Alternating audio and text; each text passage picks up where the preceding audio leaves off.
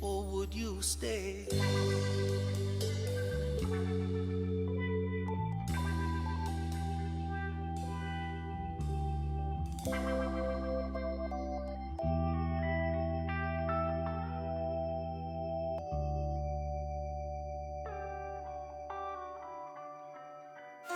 The Link, here on Breeze 93.9 FM.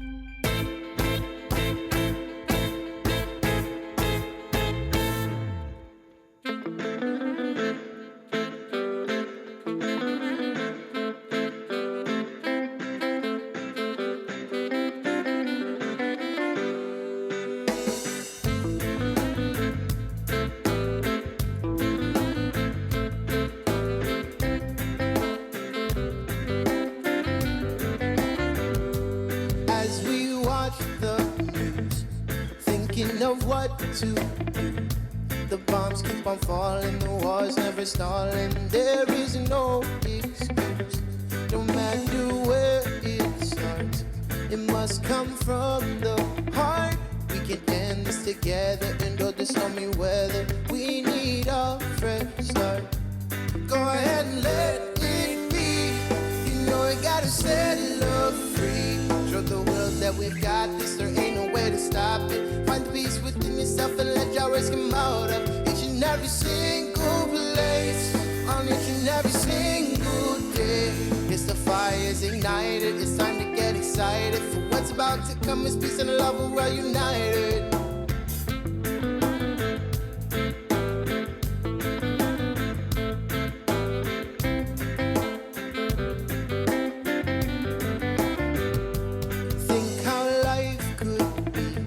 If only we said love, respond to the call and help those who may be falling, open their eyes to see.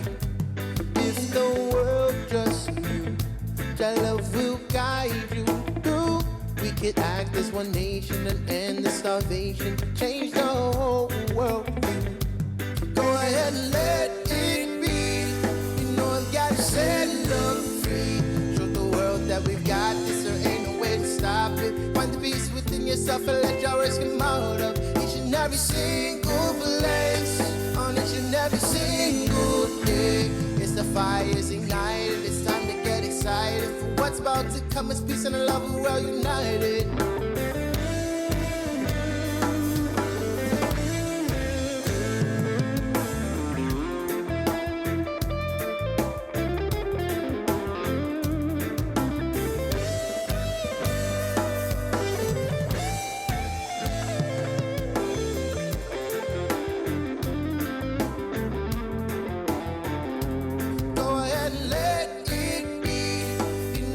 Set love free.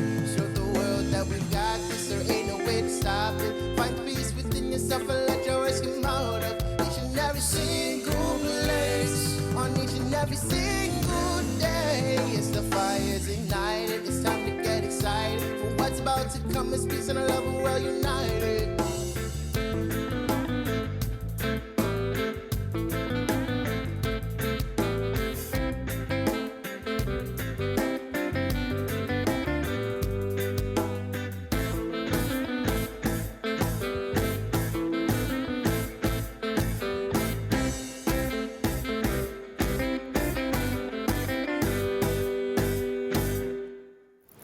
Chris and Sabrina with The Link, here on Breeze 93.9 FM.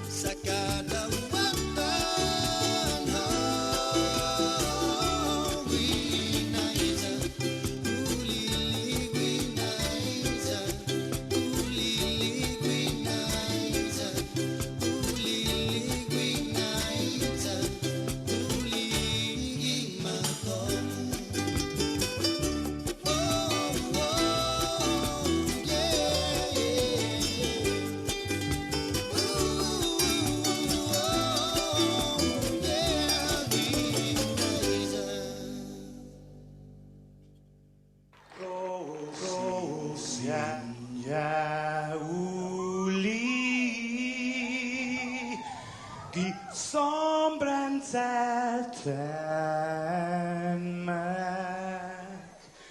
e zu ita saluda antes de niga radzaudzan malak estrezas durante todo el a no distancia como kupugi palu zaniman malak guafi con una sugi airi preba tu la noci nai banderata gaigi pues atan fanni bandera kau esta pagua pumalapa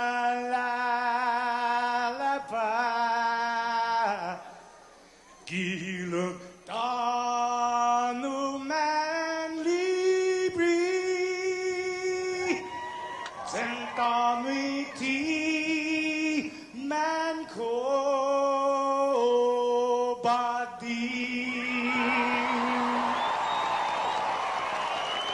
Fanogi tamoru purita nota kantai matu nanyagi todu ilugat para i honra para i gloria abiba is la sin para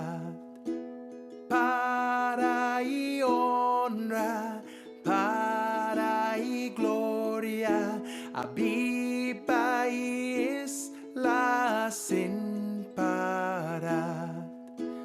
Todo y tiempo y paz para hita dan gini langit na bendition. Concai piligu na fan sofuham Zeus protehis languahon Concai piligu na fan sofuham Zeus protehis languahon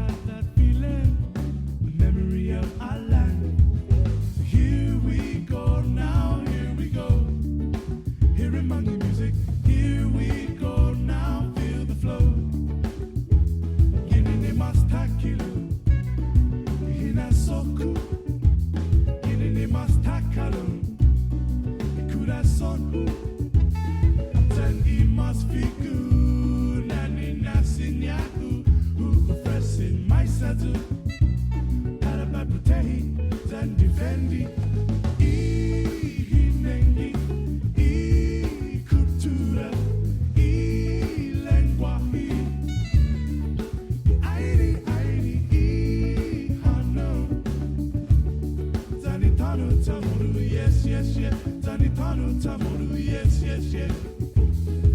Ire shaku, la la la la. Did I to get into stop that? Did I to get into stop that? Did I to get into stop that? Did I to get into stop that? It's the who what been mad. Ihilo, Zani Biblia, Ibandera, Ibandera, Mohan, yes, yes, yes. Ibandera, Mohan, yes, yes, yes. Ibandera, Mohan, yes, yes, yes. Ibandera, Mohan, yes, yes, yes. Ibandera, Mohan, yes, yes, yes. Ibandera, Mohan, yes, yes, yes. Ibandera, Mohan, yes, yes, yes. Ibandera, Mohan, yeah.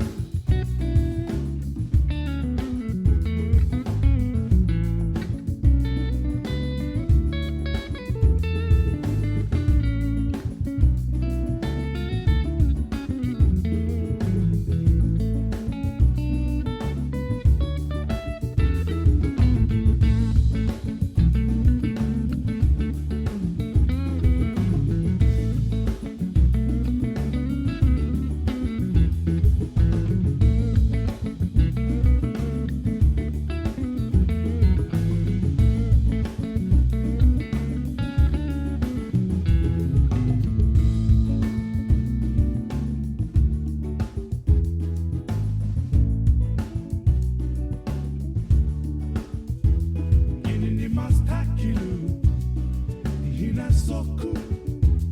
Kinini mastakalu, ikurason.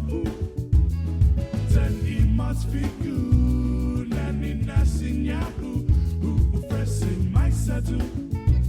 Parabaputei, then defendi.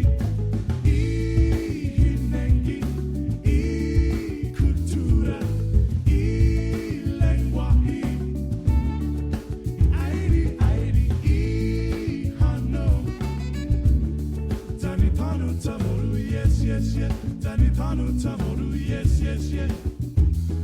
The ire shaku, la la la.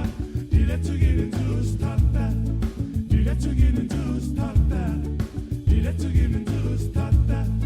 Did I to get into stop that? It's the who, what been mad.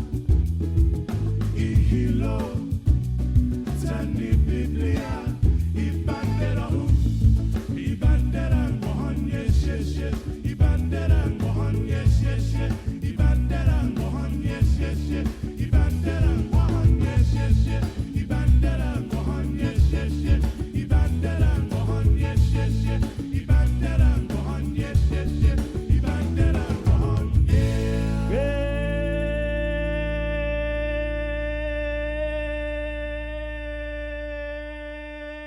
Good morning, Guam. Right on. Morning, Sabrina. Morning. What's up, Jason? I'd say good morning, but oh boy, Not really a good morning. Yeah. yeah. The weather, as you can see from Joe Sir's shot, is not favorable. All of Facebook's properties have been down for Thank God. more than 3 hours. More than four. Yeah. That's 4 hours now? Facebook, Instagram, and WhatsApp. Yep. Well, Facebook, Instagram, WhatsApp, Messenger, and Oculus. For those of you who are Oh into man, the virtual Oculus is down. Oh, isn't there something else that's down, Jay? You were telling us before the show. we were like, Joe Sir was like, is OnlyFans down? No, it was the other one, the other site you're on. Oh, is Tinder down? Is Tinder down? And this is actually the biggest outage since Yeah. 2008. Yeah. So, Okay, so- people might not be watching us right now on Facebook, but Too bad. You can definitely listen to us Yeah. on our app. And if you don't run the app, you can always just go to KUM.com, scroll all the way up at the top, and where it says listen, put your mouse over that, and then click on Oh, The I was Breeze just gonna 93. say, can we share the link on Facebook? We're also on Channel 10. Okay, just WhatsApp the link to everybody to the Okay. stream. So Okay. now I just You want post it up on our Instagram. Okay. Now as Bree touched on, this is the iRadio Land. This is the Sorry. biggest outage that Facebook, the corporation, has dealt with in well more than a decade. this makes what Revan Tax had a few weeks ago, I mean, look like child's play. And I'm not saying that, flippantly, but because this thing is worldwide, and I was looking into this, and apparently, for those of you who are into networking, the problem is it's the domain name system, right? The DNS. That's when you type like when you type KUAM.com, it actually associates that with an IP address, but you don't have to memorize all that stuff. It just says, if you type KUAM.com, go grab KUAM.com. Apparently, they made a change to their network, Facebook did, and system-wide caused all 5 of their major properties to just like go haywire, and so they're inaccessible, and they've been inaccessible for over 4 hours now. That is big. The upside of that we're is talking that, about 3 billion people affected. yeah. The upside of that is that when things do get better, everything's going to come on. The downside about that is because it is DNS, it's got to do what's called propagating. So it means it's going to take several hours before this thing is completely straightened out for everybody in the world. It's basically where are our messages going right now? Memory. Well, if you tried using WhatsApp, you'll I probably feel like I see- might have got a money email or something. Yeah, Wait, email's still working, right? Yeah, email's Okay. working. All of the Google stuff is working. Apple's is, so iCloud works. Google stuff works. It's just the Facebook stack, the Facebook ecosystem, the Facebook silo, if you want to see it that way. Is this like a hacking thing or what? No, it's just like they made some configuration change on their network, and it did not go so well, obviously. But like Chris was asking, if you've tried to send a message on WhatsApp or Messenger, it's just hanging there. It's not like it got lost. It's not like it went to the wrong recipient. It's not that. Yeah. When the system does come back online, you're gonna get it, albeit several hours later. Like I'm looking at like WhatsApp right now because I messaged Bree early this morning, and it's just got the little clock icon, Yeah. which means that it has not sent. So it hasn't even left my phone. But this is big time for a company who's got as substantial infrastructure resources as Facebook. They've been posting to Twitter.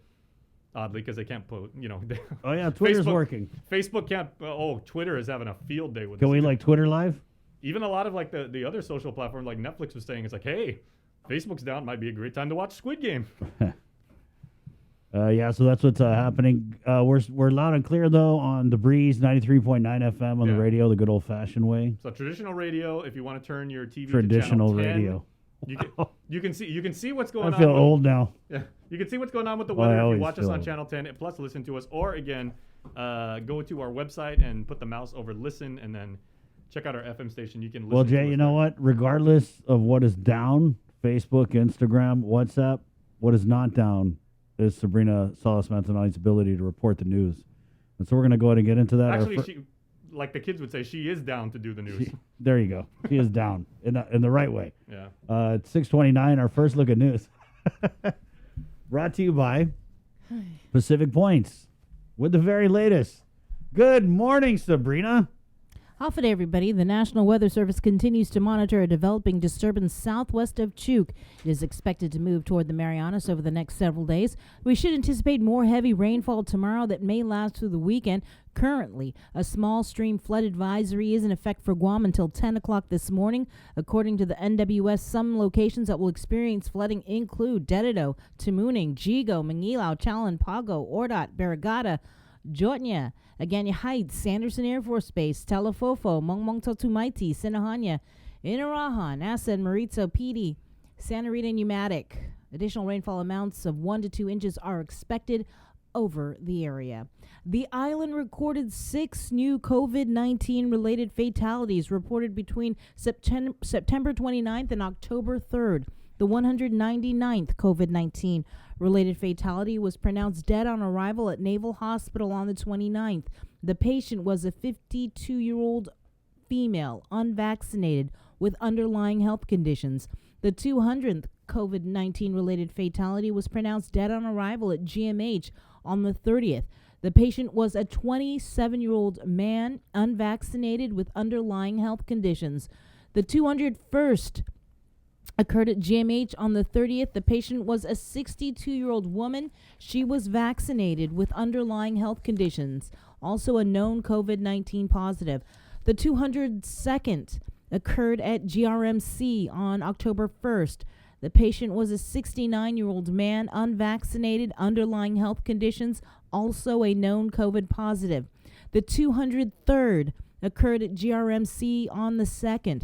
The patient was a 52-year-old man, unvaccinated, with underlying health conditions, also a known COVID positive. And the 204th occurred at GRMC on the 3rd. The patient was an 83-year-old man, unvaccinated, with underlying health conditions, also a known COVID positive. As of last night, 56 people hospitalized, 16 receiving ICU level of care, 11 on ventilators, 33 are unvaccinated, 1 is ineligible to receive a shot, and 22 are vaccinated patients. Public Health reported 103 new COVID cases. This includes additional tests analyzed at private clinics over the weekend. To date, there have been a total of 15,465 officially reported cases. Again, 204 deaths. 2,223 people are in active isolation, and 13,038 have recovered. The CAR score, 27.5. Booster shots, they're available at the UOG Calvo Fieldhouse for people who had a normal immune response to the first 2 doses of the Pfizer vaccine. But because of time, antibody levels are beginning to wane. The following groups of people are eligible for a booster shot if they completed the Pfizer first 2 doses and it has been 6 months or more since the second dose. Anyone 65 and older, anyone 18 and older with underlying medical conditions, anyone 18 and older with an elevated risk of exposure and transmission due to their occupation. This includes healthcare workers, law enforcement, fire department, kindergarten through 12th grade teachers and support staff, university faculty, daycare employees, food and agriculture workers, manufacturing workers, U.S. Postal Service employees, corrections officers and workers, public transit workers, grocery store workers, or other living settings. Now, if eligible, you are urged to make your booster shot appointment at tinyurl.com/vax, that is VAX, Guam. Walk-ins are accepted, but should be prepared for longer wait times. To date, a total of 120,300, that is 88.27% of Guam's eligible population, is fully vaccinated. Meanwhile, 1,552 doses of the Pfizer vaccine have been administered to eligible residents as either a booster or an additional dose. 18 doses of the Moderna vaccine have been administered as an additional dose to eligible residents. Financing for a new $1 billion Guam Healthcare Center campus and a new state-of-the-art prison were passed last night by senators. The medical campus, which will tentatively be built at Eagles Field in Manila, will also house public health and the Guam Behavioral Health and Wellness Center.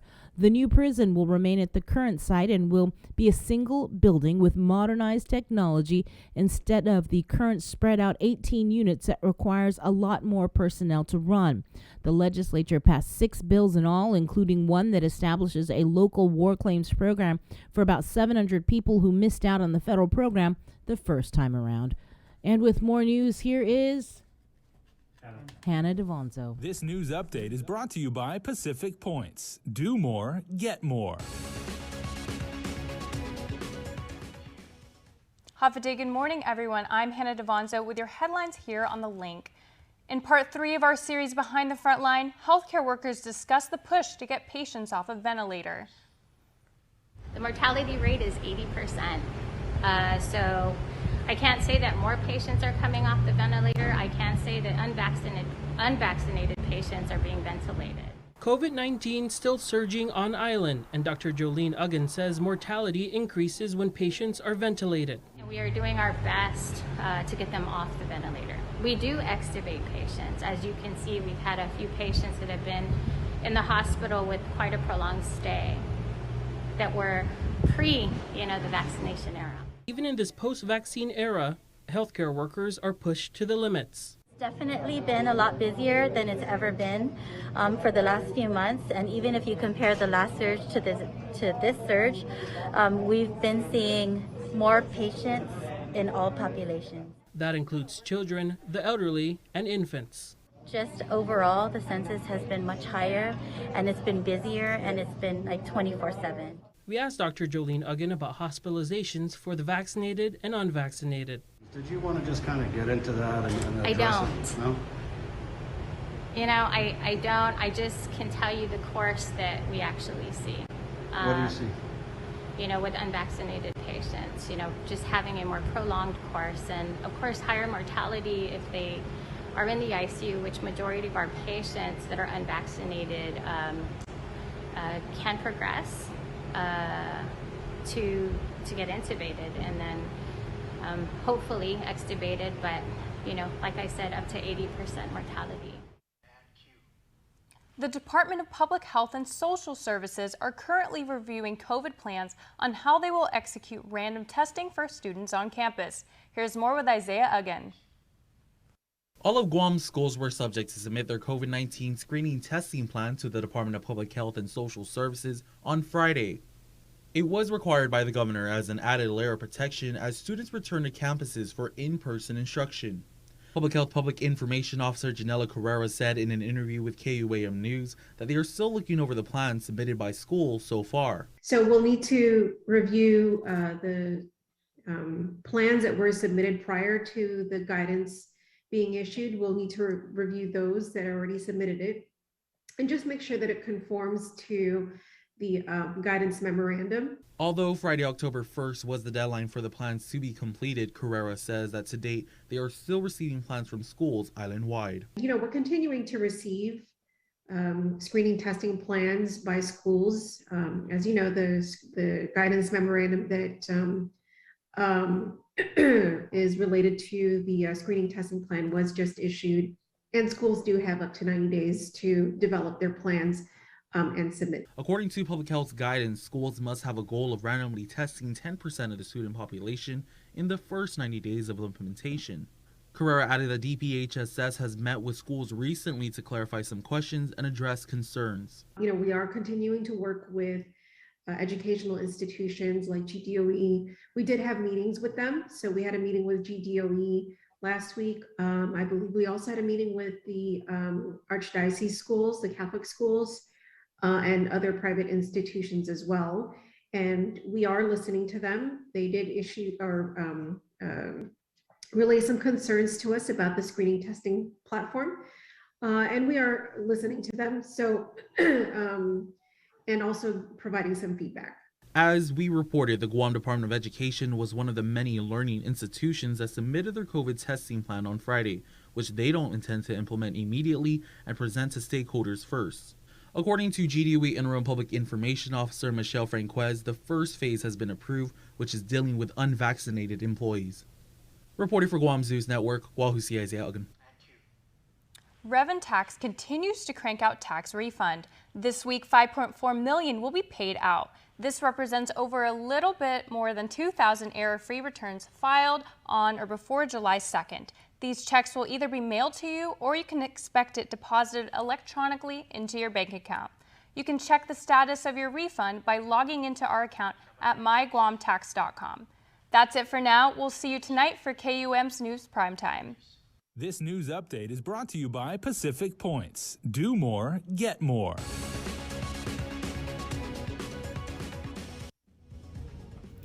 In regional news, a Saipan dry food, spice, and canned food wholesaler paid 4 workers a fixed off-the-books cash salary that dropped their regularly hourly wage below the required federal $7.25 minimum wage rate and denied them overtime when they worked more than 40 hours in a work week.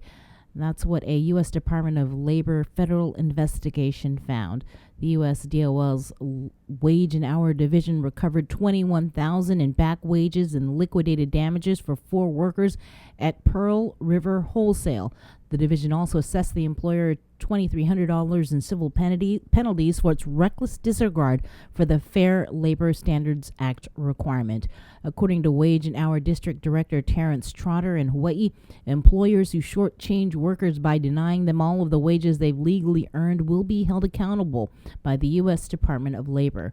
Pearl River Wholesale attempted to exploit workers by making side agreements to skirt the law and cheat their competitors by paying substandard wages. In the end, they have paid not only the wages due, but thousands of dollars in penalties for their willful disregard of the law. Beaches remain closed for miles in Southern California following an oil spill that's threatening property, sensitive marshlands, and wildlife. Anthony Pura has the latest from Huntington Beach.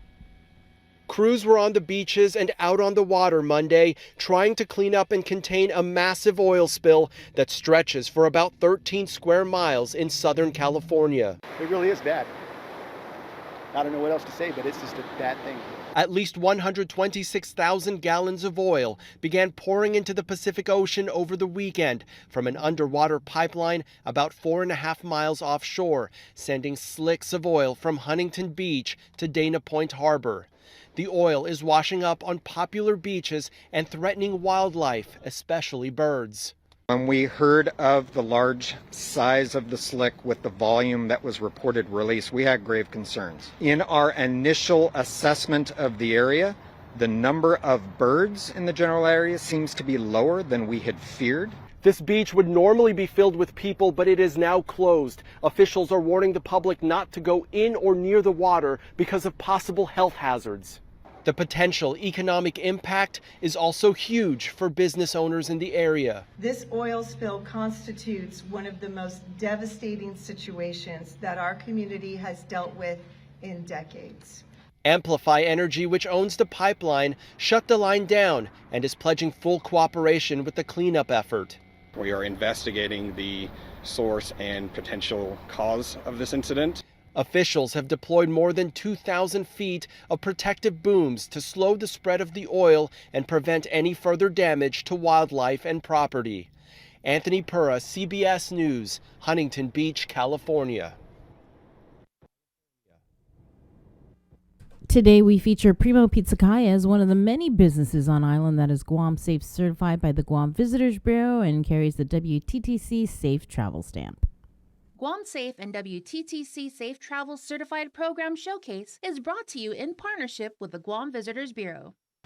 Hapaday, my name is Marcy Castro and I'm the General Manager here at Primo Pizzacaya.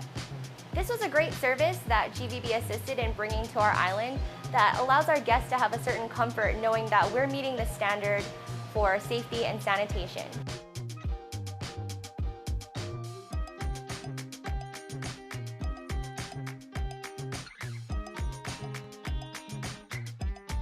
This means that our team has implemented some health and hygiene protocols to safeguard our team and our guests. We have implemented some safety procedures that have become more of a routine in our service.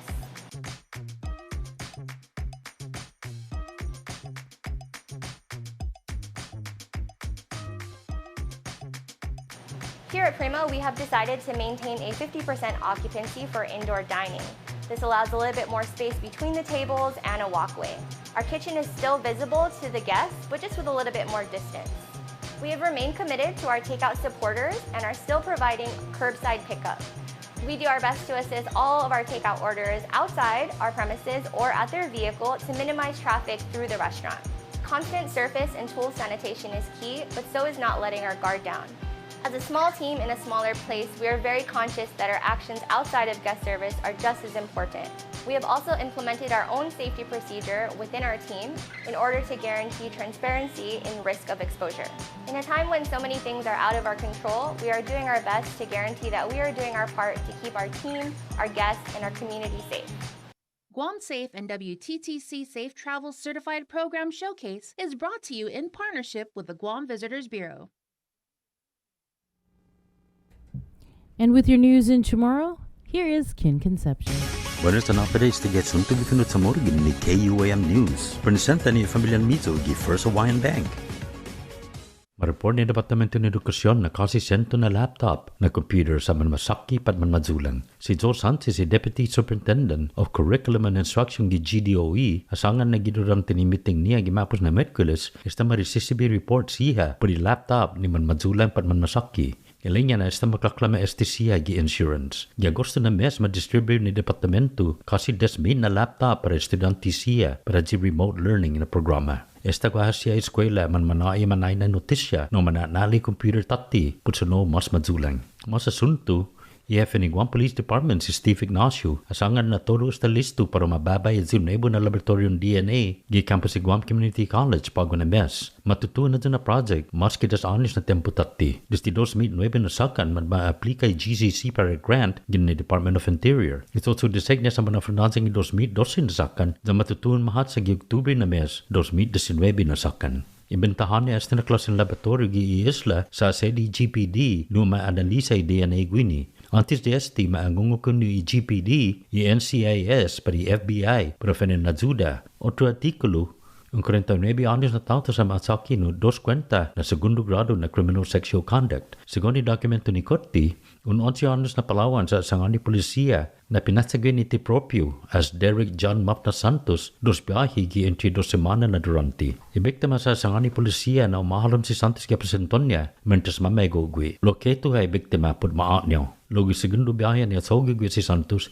ibiktima sa sangani otro na tao-tao na sumasagagwi hinaguma. Mabuk si Santos pas makandalo. Yuto mo na sunto para pag na lunes gan ni KUAM News givenot sa Moro na nanggadi ni Teni gazi Naval Base Guam desde dia 4 hasta dia 8 de Oktubre durante na di Exercise Citadel Pacific 2021. Según the Navy, di annual anti-terrorism force protection exercise sa matsotsogwe este na training para manasiguro naman listo de mga kapas si Naval Security Forces man respondo sa dangyan guaha abinasaw. Ilang yaman si Navy na esta matsotsogwe to din na sinanya punuin at burota i Naval Base Guam mentras este na exercise. Losina ang ripara na mas mega traffic yuri sa ni base pa diniteni para man malago man halong gi base. Sinalo Presidente Giuriza ni base mali pat mahungog aktibidad sigurudad siya no sumano gini na exercise. Para Guam News Network, Guao si Kin Conception. Yasuto ifinut sa Moro sa presenta sa ninafatto ni Familia Mizo gi First Hawaiian Bank. Say hello to the First Hawaiian Bank mobile app, where you get smart insights into your finances so you can make smart decisions with your money. With a daily personalized feed, you can compare your monthly income to spending. That's better. Discover where your money is actually going. You might be surprised. See what's essential and what isn't. The more you use the app, the smarter it gets.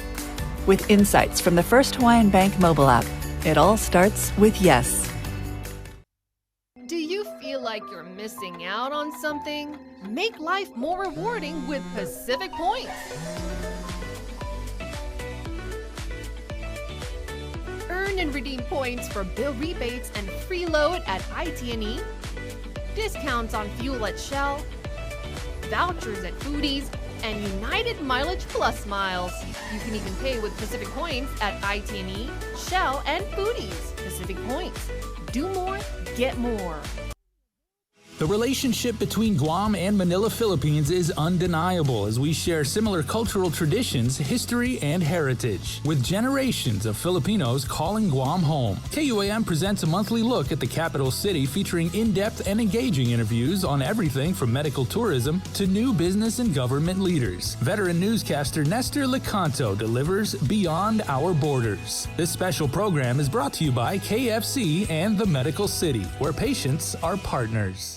GU Self-Storage, conveniently located near the Harmon McDonald's. We offer affordable rates, online payments, and auto bill pay for your convenience. Plus gate access daily from 6 a.m. to 9 p.m. Call us today at 648-7867 for more information. Breast cancer is the second leading cause of cancer death in women. The chances that a woman will die of breast cancer is about 1 in 38. Although there is no sure way to prevent breast cancer, there are certain things that you can do, such as eat healthier and exercise. For more information about breast cancer, go to the American Cancer Society's website at cancer.org. Also, on October 22nd, we invite you to think pink by wearing the color pink on that day in solidarity of our breast cancer survivors and warriors. This pink message is brought to you in partnership with Ordot Dental Clinic, joining the fight against cancer in honor of brave warriors, survivors, and their families. Island Cancer Center and American Cancer Society. Celebrate National Pizza Month with the Pepsi Ultimate Pizza Trivia Challenge. All you have to do is listen to the link during the month of October, and when prompted, call 671-637-0094 with the answer to the Pepsi Ultimate Pizza Trivia Challenge. Winner will receive a gift certificate from our participating pizza parlors and a 12-pack of Pepsi, brought to you locally by Pepsi. This holiday season, we're once again bringing together the island's largest array of local vendors for a special innovative way for you to shop, broadcast, and go digital with Team KUAM. Join us on Sunday, November 28th for the annual Christmas Pops Virtual Holiday Market at 12 noon on KUAM TV8 and the KUAM News Facebook page, plus additional show times through December 11th. We'll also be featuring vendors daily with posts with QR codes and links on our social media pages beginning Monday, November 29th, and hosting an exclusive Christmas Pops website for your one-stop shopping. It's a safe and convenient way for you to shop local this holiday season. To reserve your spot, email promotions@kuam.com today. Virtual space is limited.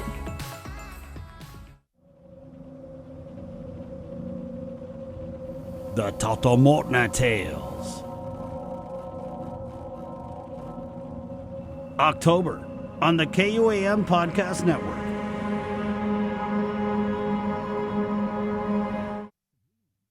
Uno Mixed. We're mixing it up on the last Thursday of every month with a look at lifestyle, entertainment, food, and so much more on the stations, networks, and digital platforms of KUAM Communications. Uno Mixed is presented to you by Docomo Pacific, Better Together, and Pepsi.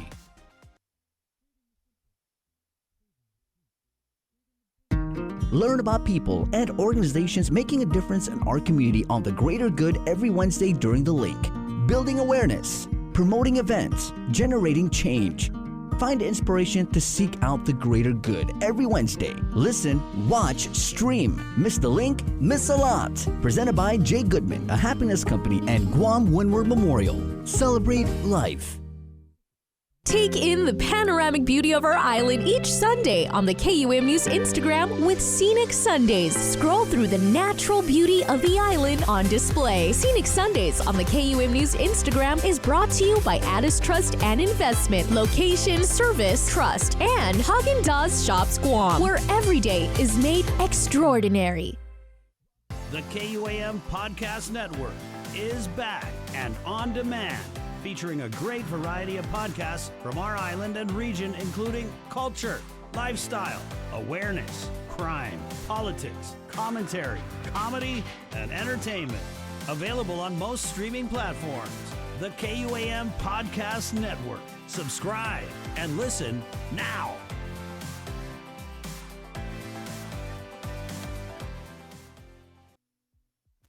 With the AC blowing and the music turned up, eyes deep in thought, and within moments you caught me staring. Then you took my hand and began to say, baby, what's gonna happen? I need to know right now. Hey, good morning. How yucky is it out there? Okay. Really good, but then again, no surprise, because when Landon Aylett of National Weather Service joined us yesterday, he said he expects as long as through Saturday, it's going to be really, really wet, and he's even monitoring, as Bree mentioned in news, a possible tropical disturbance being maybe Jay, there's a disturbance in the force. Whoa. A tropical disturbance. These are not the feeder bands you're looking for. Yeah, so that's basically what's going on this week, right? Our buddy Nick Lee is a big Star Wars fan, as I understand it, and everything. He probably has like way more lines that he can drop than us. We'll bring him on in a sec. Hi, Nick. Good morning. He's shaking his head. Nick, I thought you were a big Star Wars guy. No, I've never seen a single Star Wars film. He is the opposite of a big Star Wars guy. So what's your jam? Are you Star Trek, Harry Potter, I'm sorry, Twilight? Nick, Nick, I'm sorry. My friend Jason believes that people are obligated to be into any one of these things, so just roll with it. What's your nerd jam? I need to catch up on Lucifer. That's kind of been my thing over the last couple of years. Oh, there you go. I probably wouldn't say that when there's members of clergy in the Joint Information Center, but that's a good show. Says a lot about your personality, Nick. All right, we'll get in with Nick Lee. There is an update with the Guam Environmental Protection Agency coming up. But this weather, man, check our friend Mr. D at J. Goodman and Company in Agani Shopping Center, because they're having a special on these really awesome golf-style umbrellas. Oh, nice. You can follow them on Instagram. You can right now. Wait, what is a golf-style umbrella? It's a big one. Okay, you can fit like 3 wide loads under it. Oh, the one that really hangs over. Yeah, but it's a hand. You hold it with your hand. Kind of looks like the Weeping Willow style. Man, the measurements are on the Instagram, but Instagram's down, so yeah. Is that the kind that you can actually there's enough space for 2 in there? Yeah, it looks like you could take 3, 4. Just go check them. An umbrella, it's one of those things you buy. Like me, I bought like 4 umbrellas in dry season. And then come rainy season, I'm like, where's all those umbrellas we had? But of course, someone like me, being lean, I can run sideways and the rain just misses me. Or you'd be like Forrest Gump. And 6:56. Let's go to the phones here. Good morning. Hi. Welcome to the link. Okay, not hi. Right on. Oh, it's a strong silent type, Jay. Yeah. 6:56. So, yeah, Nick Lee's coming up. Daphne Shimazu, Department of Rev and Tax Director. In a normal situation, we would tell you guys to pop your questions on in the comments and all that. But obviously, the big holy trinity of social media is down right now. The big 3. WhatsApp, Facebook, Instagram. The big 3 is affected, but it's actually 5. It's Facebook, Instagram, WhatsApp, Messenger, and Oculus. Oculus. For those of you who do what the is virtual even reality Oculus? thing. I don't even know. What's that? It's a virtual reality headset. Oh, yeah, right. Okay. Because a lot of people are on that. That's down. What about any other platforms? Those are the 5 that Facebook control, and they all share the same infrastructure. So when one of them has a problem, it kind of spreads throughout the system. Right. And so this has been all night? Started happening around 2 a.m. local time and everything like that. And like Brew was saying, it's now well past 4 hours, and Guys, which is unprecedented in this day and age on the internet. Just real quick, everybody, if you got left on red, don't take it personal. Continue to shoot your shots. There was just an outage, okay? Or maybe you could use that as your excuse. If you shot you shoot your shot, and you can be like, I'm sorry, I didn't mean to send that. It must have been this whole outage. Can you imagine? Phone was acting weird, sending stuff out on its own. Can you imagine the number of very, very tense boyfriend-girlfriend conversations that are going on this morning? It's like, how come you didn't heart my picture? Oh, my God. It's like, why didn't you read my attachment? Yep. Oh. I said goodnight. Why didn't you say goodnight right back? Why are you regular texting me? I'm popping up on a regular text. People are like, what the hell is on a regular text? I don't even know how to check that anymore. Anyway, so that's what's... Excuse me, we're through. Yeah. I don't do Microsoft Teams, all right? Can you analog text me? Yeah, so that's what's happening this morning at 6:58. Of course, we're still on The Breeze, 93.9. Are we going on KUAM TV? Yes, we are going to be on KUAM TV. And we're also going to be giving away some pizza this morning, guys. You know it's working. Your phone is working. 637-0094. It's the Pepsi Ultimate Pizza Trivia Challenge. Celebrate National Pizza Month with the Pepsi Ultimate Pizza Trivia Challenge. All you have to do is listen to the link. During the month of October, when prompted, call 637-0094 with the correct answer to the Pepsi Ultimate Pizza Trivia Challenge. The winner will receive a gift certificate from our participating pizza parlors and a 12-pack of Pepsi. Brought to you locally by Pepsi, and we have got everybody.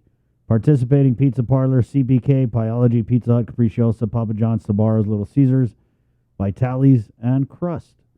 And today, we'll just keep listening for your chance to win. I don't want to spoil it, okay? It's 6:59. Quick break. We're coming back with Nick Lee and Guam EPA next, right here on the link. Good morning. Breathe.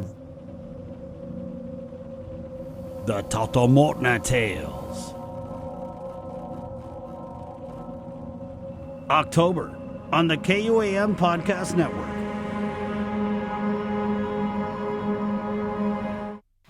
Breast cancer is the second leading cause of cancer death in women. The chances that a woman will die of breast cancer is about 1 in 38. Although there is no sure way to prevent breast cancer, there are certain things that you can do, such as eat healthier and exercise. For more information about breast cancer, go to the American Cancer Society's website at cancer.org.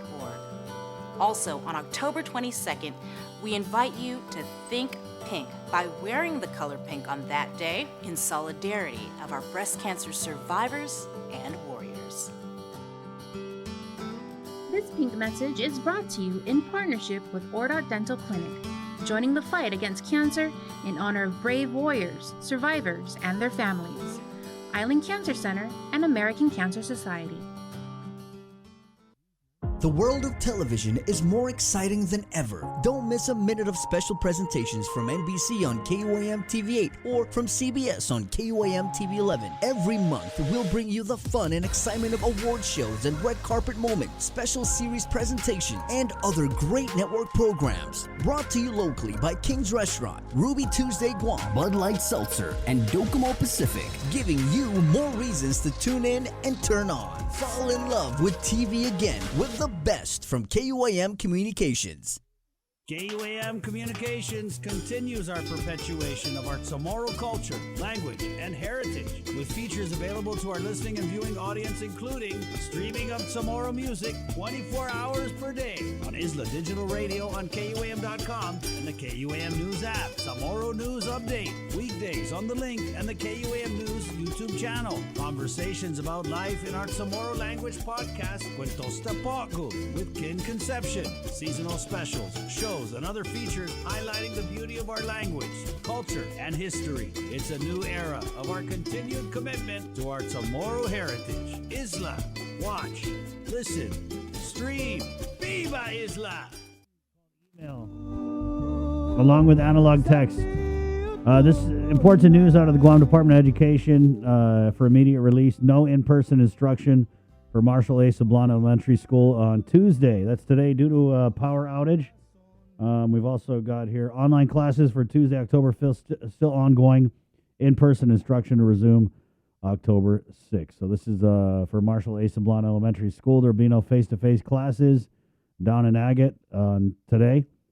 GDOE maintenance team on site to resolve internal electrical problems. Online students will still have classes for today. In-person instruction will resume tomorrow, October 6th. Any future changes will be announced. For any info, you can call Marshall Sablan at 565-2238. Well, there you go. At 7:02 now, let's head into the KUAM News Zoom room from the Guam Environmental Protection Agency. Nick Lee sitting by Guam Homeland Security Office of Civil Defense. Guys, Nick actually does double duty, so he does the graveyard shift over at the Joint Information Center. And then he also, how do you even do that, Nick? You pull a shift, a graveyard, and then you go to work at Guam EPA in the daytime? Yeah, that's correct. You don't sound so excited about it. He's like, yeah, that's my life. Yeah, well, I mean, it keeps me busy. We'll put it that way. Well, thank you for your service, Nick. We talk about the frontliners and how they're stretched thin. I want to say, I mean, no disrespect to them, because I'm pretty sure they're going to win all the stretched thin contests. But we're all stretched thin. People have been going above and beyond this whole pandemic. And thank you, guys. Thank you so much from, the grocery store worker, the gas station pumpers, the government workers, private sector, obviously, as well. And everybody, thank you guys for doing your part. And thank you, Nick, for pulling, what do you do, like 16 hours a day? Damn. Keeps me busy. Keeps you busy. Yep. 7:03 now. So anyway, I reached out to you to get an update on a variety of things. So we'll go ahead and give you the floor. What you got for us?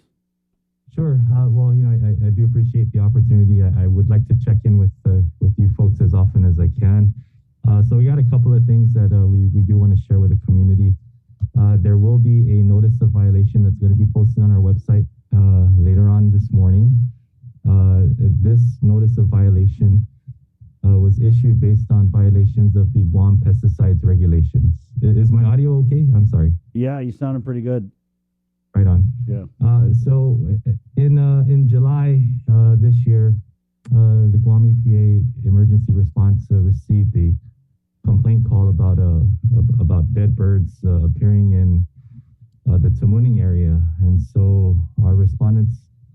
out to the area based on where the complainant stated.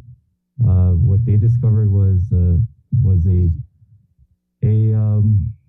pesticides applicator who was feeding birds, and apparently the area that he was feeding the birds around where there were dead birds scattered around that area of concern. So the investigation by the agency yielded that the individual was mixing a rodenticide, bird pesticide, rice, and adobo juice and feeding the birds. And so there's a couple of things that are in violation there, particularly with use of restricted use pesticides. Remember how we talked about this regulation when we were still in the middle of the dengue outbreak. A lot of attention has to be paid to the label of that pesticide.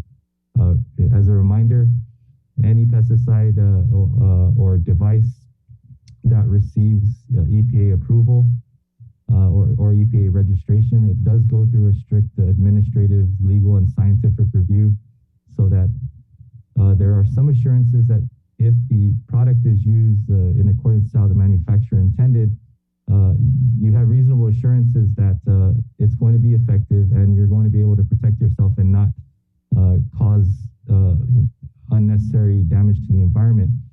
Things go bad when people use these products against what the manufacturers suggest they use it for. So the notice of violation was issued to Nokoi. One of their pesticide techs was found in violation of a few things. One, misuse, transport. You do have to be certified to use these things, to mix them and to transport them.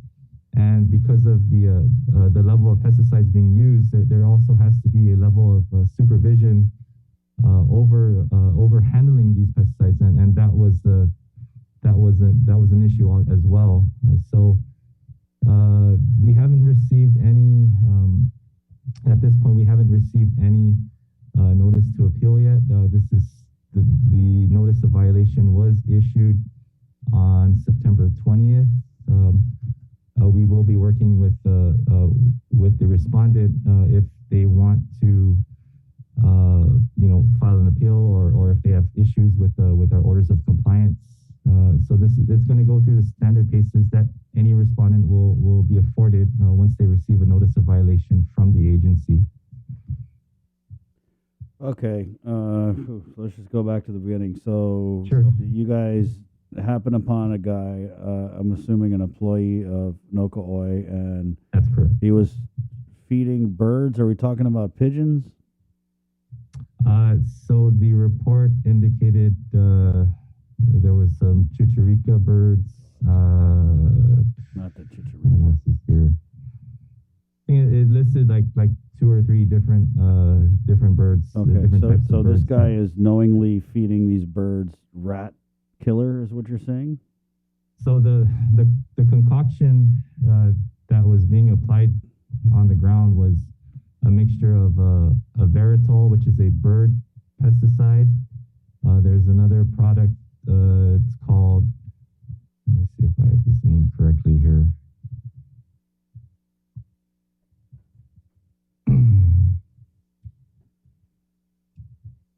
First Strike Bait. That is a rodenticide meant to get rid of rodent infestation.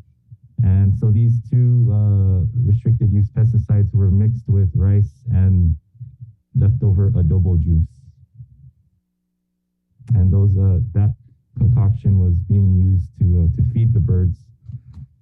And there was a complaint that the agency received. Who complained? Who called it in? Was it a neighbor or something?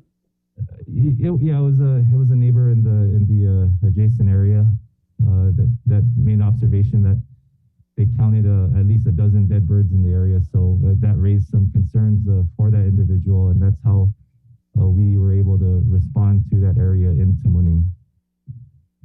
Where exactly?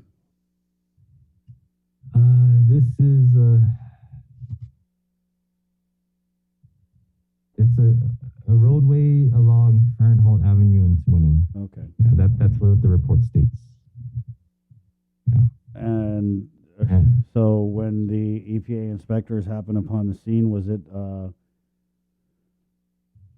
I mean, what did the guy say? Well, what was he doing? Just killing birds for fun, or? We don't know what the intention was. The report does indicate that he did. The respondent did inform the complainant that he was feeding the birds. There was an assumption made that it may have been official business because there was the company vehicle was present, and so that's how we were able to determine where this individual worked. This individual, again, is a pesticide technician with Noka'oi. So he should know better. If he's a pesticide tech, then he's probably taking classes about proper application and use of pesticides. Absolutely, yes. So aside from the core card, there are a few other levels of certification that Guam EPA does regulate, especially when it comes to restricted use pesticides. So every aspect on a restricted use pesticides, from handling to storage, disposal, application, mixture, these things, they are all regulated by the agency, and a lot of these do mirror federal pesticide regulations. So we do take handling these products very seriously. Obviously, a pesticide is meant to kill, it's meant to destroy something, and you do want to make sure that you're using those products properly and in accordance with how the manufacturer says you're supposed to be using them. So, are chicharikas a pest though, Nick? I mean, are they? That's subjective. I mean, if you, I'm just trying to get a handle on what the guy was doing. I can't tell you what was in the mind of the individual at the time. Was he intoxicated, or were there any criminal? Was there a police response? No, not that I'm aware of. This was investigated by the agency, so I can't tell you what the mindset of this person was at the time that he was using the concoction to kill off birds. I don't know what the intention was. The only thing I can tell you is that he was using products that are regulated in a manner in which they shouldn't be used. Right. And yeah. So that's where we have the enforcement authority. Of course. And so when Guy is throwing these potent pesticides, which are meant to be used by certified handlers and private businesses that are authorized to applicate these pesticides, when he throws them on the ground, especially during the rainy season, all that stuff just washes right down the gutter. Correct? Anything that's on the ground that receives a heavy amount of rainfall does have the potential to reach a waterway, either directly into the shoreline or through an outfall. I mean, it goes somewhere. Gravity dictates that the residual is going to be carried by the rain. Absolutely. So I'm just trying to figure out, because, nowadays if you atambaba a dog, they send a SWAT team after you. So why wasn't there any police response? Did the EPA inspectors think that they should have notified the authorities? Given that there were 12, was at least 12 is it all 12 chicharikas, Nick? No, there were different. There were 2 or 3 different types of birds that were identified. I know that one that stuck out of my mind was the chicharica. Okay, because those are so cute and little, and there's that beautiful chirping. Right. Yeah. So go ahead. You guys didn't think, we should call the cops? That we could look into that. I'm not familiar with that with the law that you were speaking about in terms of. There isn't a law I was speaking about. I was just saying that you atambaba a dog and they send the SWAT team after you. It was a little play, but you get the point. Right. No. Yeah, I do. That's something that I can bring up with our agency's legal counsel to see if that was done or if that's something that we need to address. I could provide you an update once I have that conversation with her. And so, what was the inspector showed up, and was there any conversation at all with the individual who was killing the birds? Yes, an interview was conducted a few days after the incident was reported. I don't have the notes on that. I can only tell you what is in the notice of violation. And part of our responsibility is to inform the respondent what those violations were, and more importantly, how they are supposed to come back into compliance. So, we do have to remind them about what the law says, in terms of storage, transport, mixing, disposal, application of these products, and hopefully the company and any other company in this field of work, keeps watch over that, over their staff and over their certifications. These are important elements. Compliance checks are done periodically, and so the program will be keeping a watch over that, as part of their compliance measures. Okay. Any update on the Marble Cave? Sure. So the agency is in receipt of the U.S. EPA report.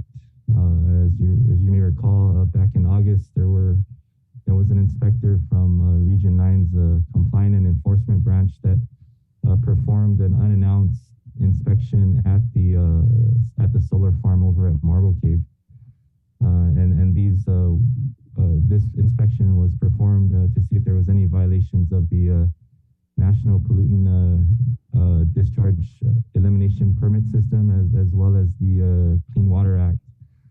So a copy of that report will be posted on our website later on this morning. The report was also forwarded to the contractors that are responsible for the solar farm. Communication between Guam EPA's Water Division and Chief Engineer with the contractors at Samsung do indicate that the recommendations made by Region 9 have been addressed. We will be looking into that and reviewing their changes to their stormwater control plan. Other than that, the work still continues, especially with soil stabilization in the area. I know that they're also reworking conveyance channels to ensure that any runoff produced by the site is going to be contained by the ponding basins, and to limit that unnecessary outflow from the project site. Still a work in progress. EPA inspectors continue to visit the site on a daily or near daily basis. The contractor provides daily and near daily updates in terms of our observations and the work that needs to be done to correct everything that was spelled out in the original notice of violation. Must be kind of hard to do all those mitigating measures in this weather, Nick. It is, and this is something that the contractor has brought to the attention to the agency. But we still maintain that had the plan been followed in the first place, you wouldn't have to be playing catch up. Here. A lot of the work that has to be done is also mitigating against the damage that you caused because you didn't follow your original plan. Damn, boy, did you get to tell them that? That was the, huh? Samsung Capco. Atana. Well, your fault. let's just say they're very aware now. Yeah. Let me know if you need someone to come and tell them that. I'd love to do that. All right, on. Yeah. Nick, people are talking. I was talking with a friend of mine over the weekend. When is US EPA going to pull the trigger on these guys? So that's the other thing. With Region 9, we've been informed that it's going to take some time. If a decision is going to be made on enforcement action, it's not going to be as quickly as we would like it to be. So it's not going to be an overnight decision. they have to go through their evaluation in terms of what the state, or in our case, the territorial EPA has done.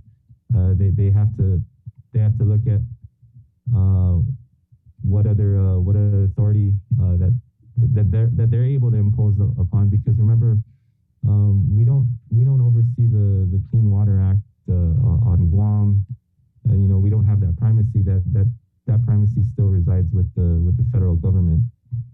So I know everybody is anticipating some type of enforcement action out of Region 9, but we don't know how quickly that is going to come, if at all. So we do want to remind the community about that. I mean, it's being deliberated, it's being discussed.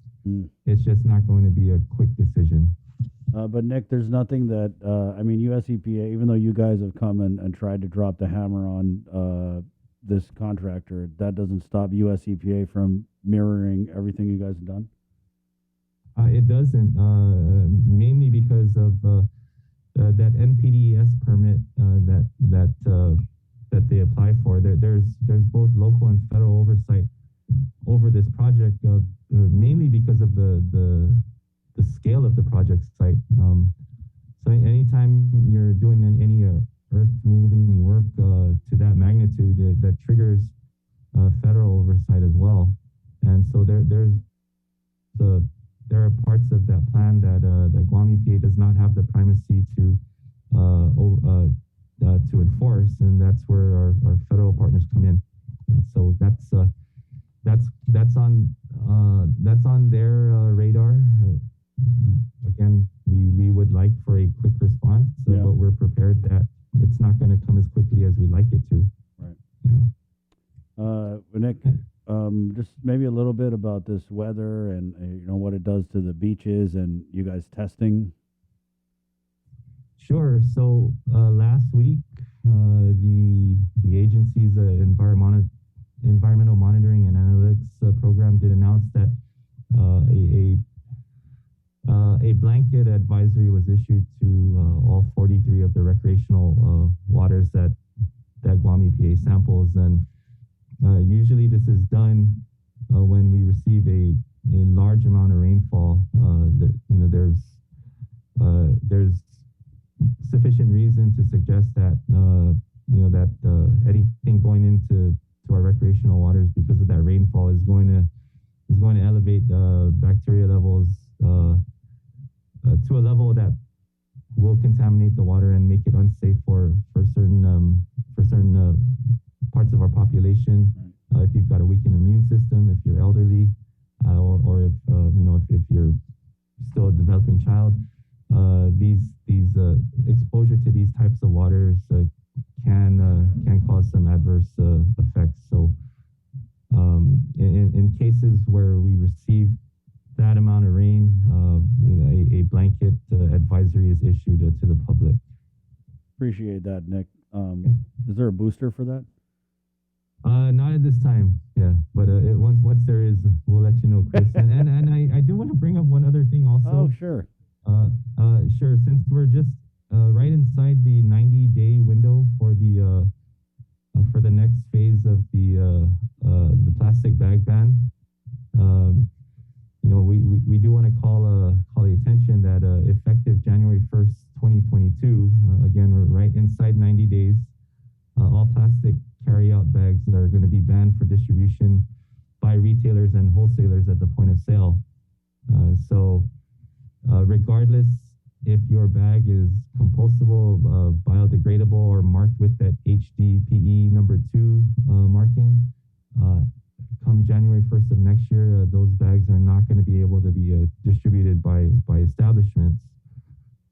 So we do want to call that to the attention of the business community, and then effective July 1st of next year, the only types of carry-out bags are going to be paper bags, and the only businesses that are going to be authorized to distribute that at the point of sale would be those eating and drinking establishments that are regulated by Department of Public Health and Social Services.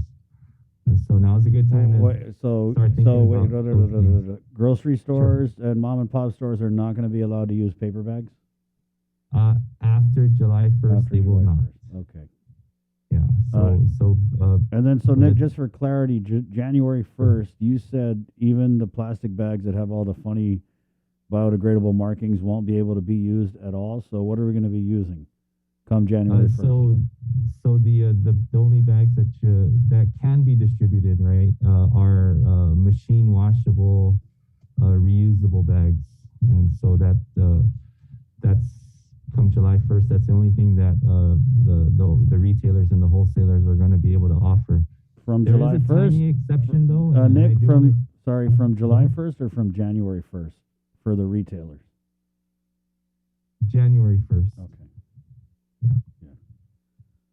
So again, come January 1st, the only bags that retailers and grocery stores are going to be able to use are machine-washed, reusable bags? And paper bags up until July 1st. Okay, but after July 1st, no more paper, only paper is for takeout. That's correct. Got it. And it has to be by an eating and drinking establishment regulated by public health. Yes. Okay, right on.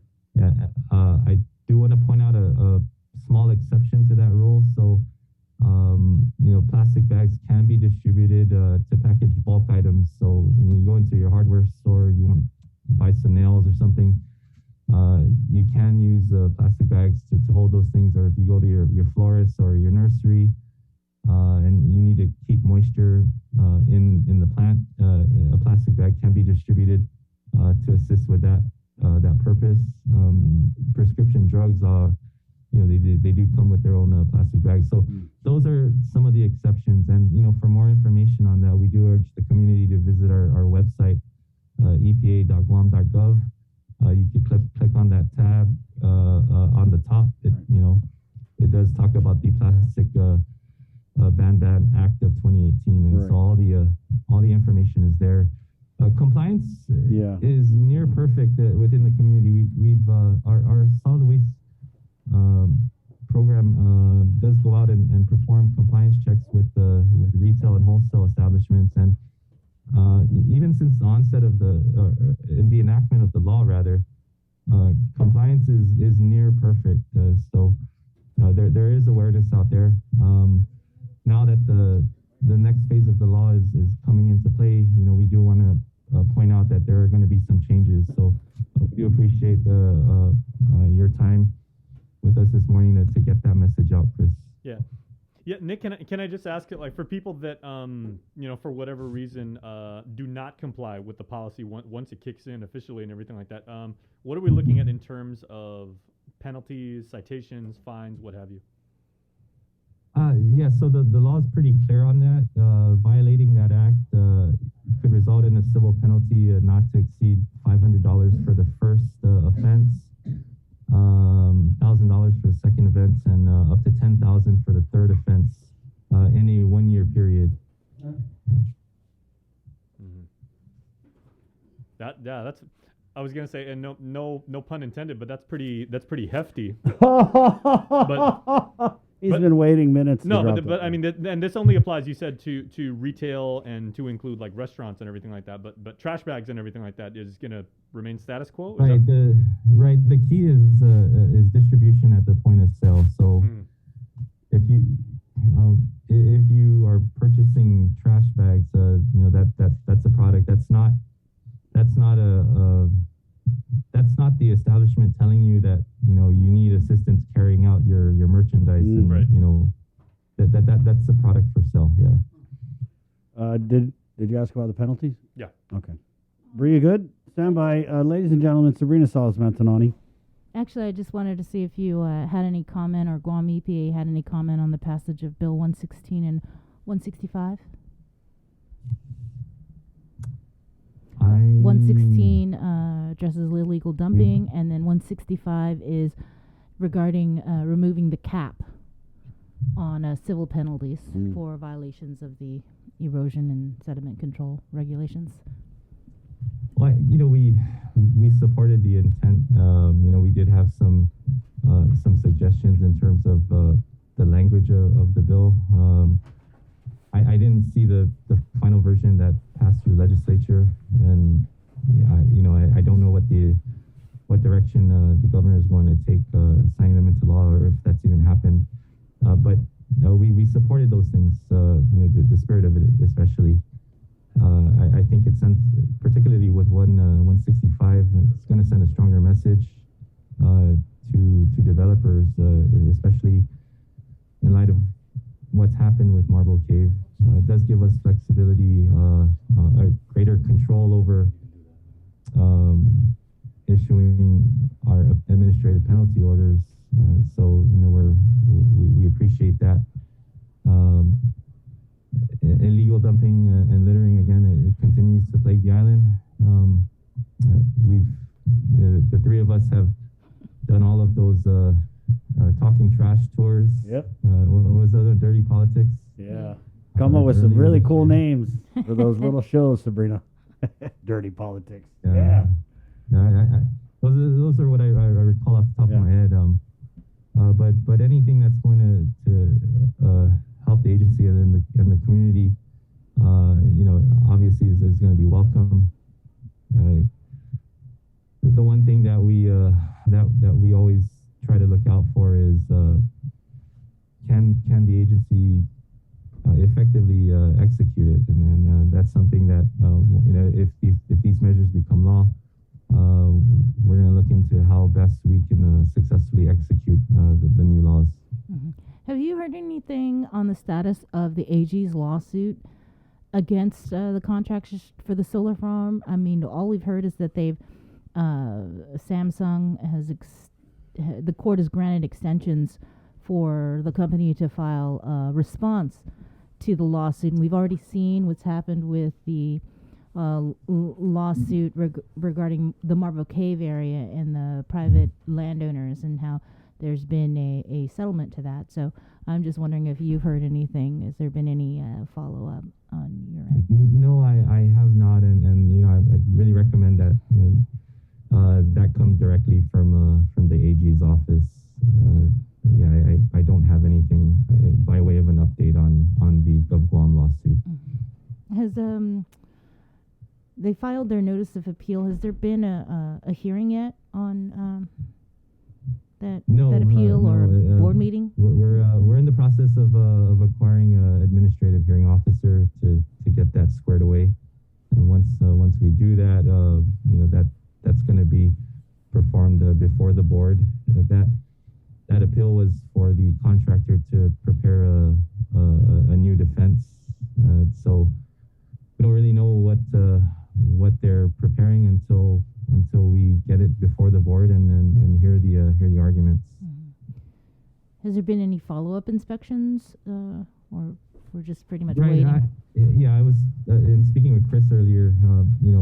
Follow-up inspections are performed daily or near daily, especially when the contractor gives the agency status updates on the work that's going to be done. So a lot of attention has been paid to vegetation and soil stabilization. A lot of attention has been paid to ensuring that conveyance channels are channeling the stormwater runoff to where they're supposed to go. Strengthening the berms around the ponding basins, maintenance work to ensure that the silt fences are intact and they're working effectively.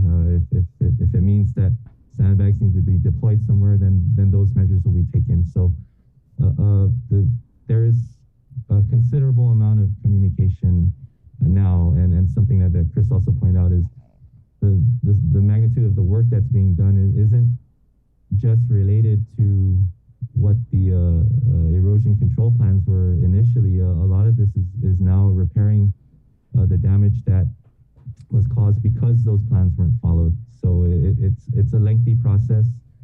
We do acknowledge that the weather has not been favorable, most especially with the heavy periods of rain that we've been receiving since the violation was issued.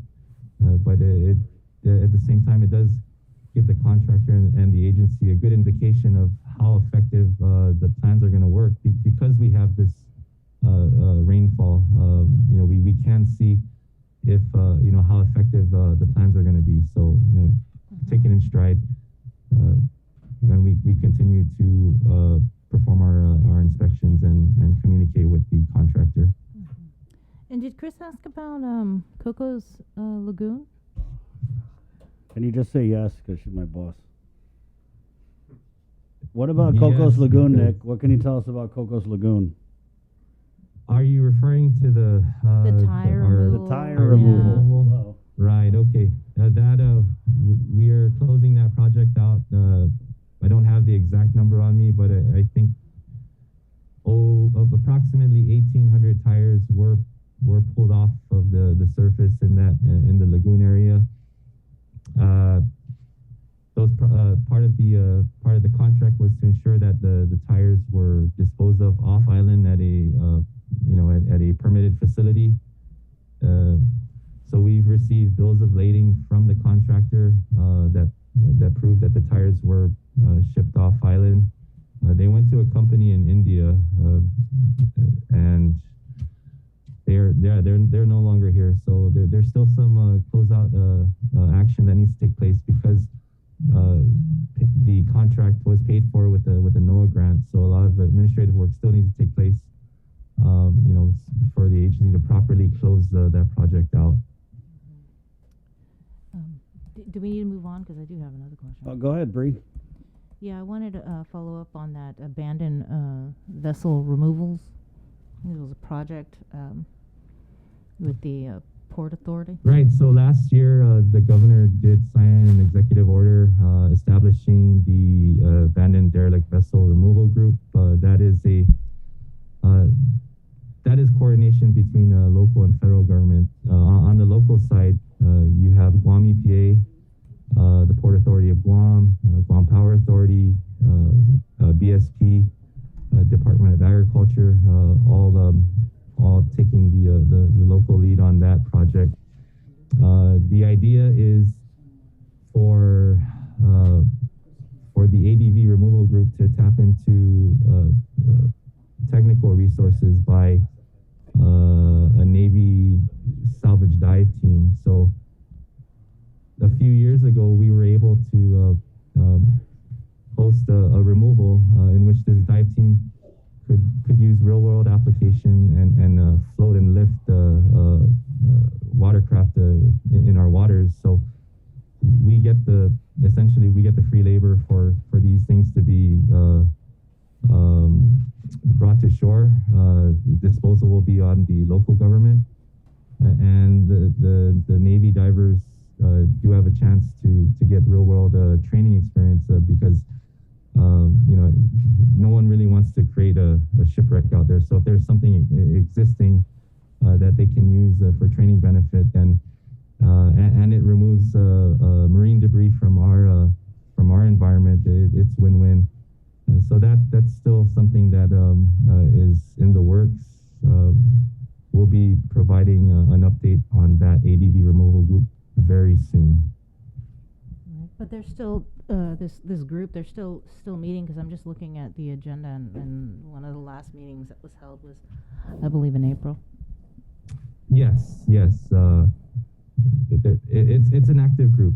We are preparing for additional ADV removal very soon. Okay. I might be back talking about this next week or later on this week. Let's book it, Nick. You just All say the right. word. Right on. Appreciate it. Thank you for the update. All right. You guys have a good one. Stay safe. You too, my friend. Thank you. There you go. You see, Nick, everybody, well, they can't see because there's no face. Guys, I'm getting so many messages. There's a global outage of Facebook, WhatsApp, and Instagram. I'm not ignoring you. Okay, but there's a global outage of Wait, WhatsApp. how are you getting messages? I'm getting texts from people who, old school. SMS texting guys. Yeah. You might have been there. What had happened was there was an alien invasion, and they took out the Facebook the servers. But you didn't see it because your Facebook's down or your WhatsApp, so they couldn't forward you the articles about it. No, there's something. Jay, can you explain exactly what the situation Okay, is? really quick. If Thank you're you. familiar with what domain name system is, right? DNS. It's the component of a computer network that when you type in the name facebook.com, in the background it actually sends your computer to some random IP or some assigned IP address and everything like that. That went down, affecting all 5 major properties under Facebook's ownership, which is Facebook, Instagram, WhatsApp, Messenger, and Oculus. Oculus. The VR stuff, yeah. Yeah. So, as we were saying at the top of the show, the upside is once they get that problem straightened out, everything's going to come back up. The problem is it's got to propagate across the internet, and the internet these days is really, really big, so it's going to take several hours. But Zoom works, obviously. Yeah, Zoom works. Oh man, guys, you know it's too bad because the governor. I heard the governor is going to drop some videos this morning on Facebook, but that's out the. Boo-hoo! Oh God, it's 7:40, guys. Just a quick break, and we're coming back with Daphne Shimizu, Rev and Tax Director, right here on the link. Good morning. Breast cancer is the second leading cause of cancer death in women. The chances that a woman will die of breast cancer is about 1 in 38. Although there is no sure way to prevent breast cancer, there are certain things that you can do, such as eat healthier and exercise.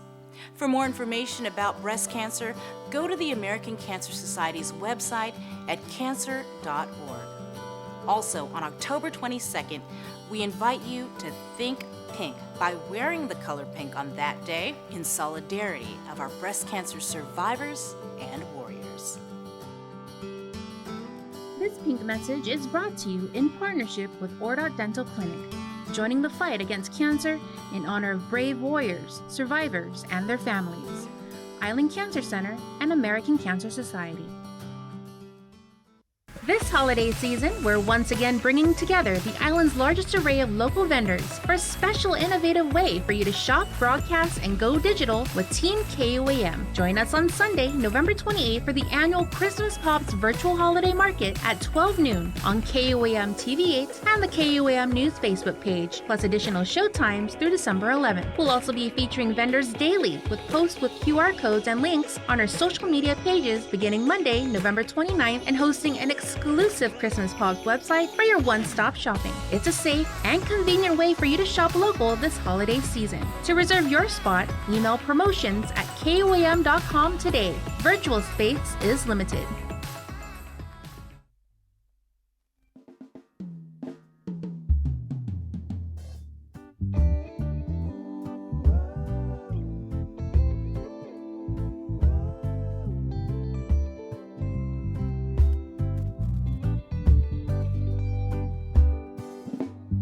If I go, would you come running?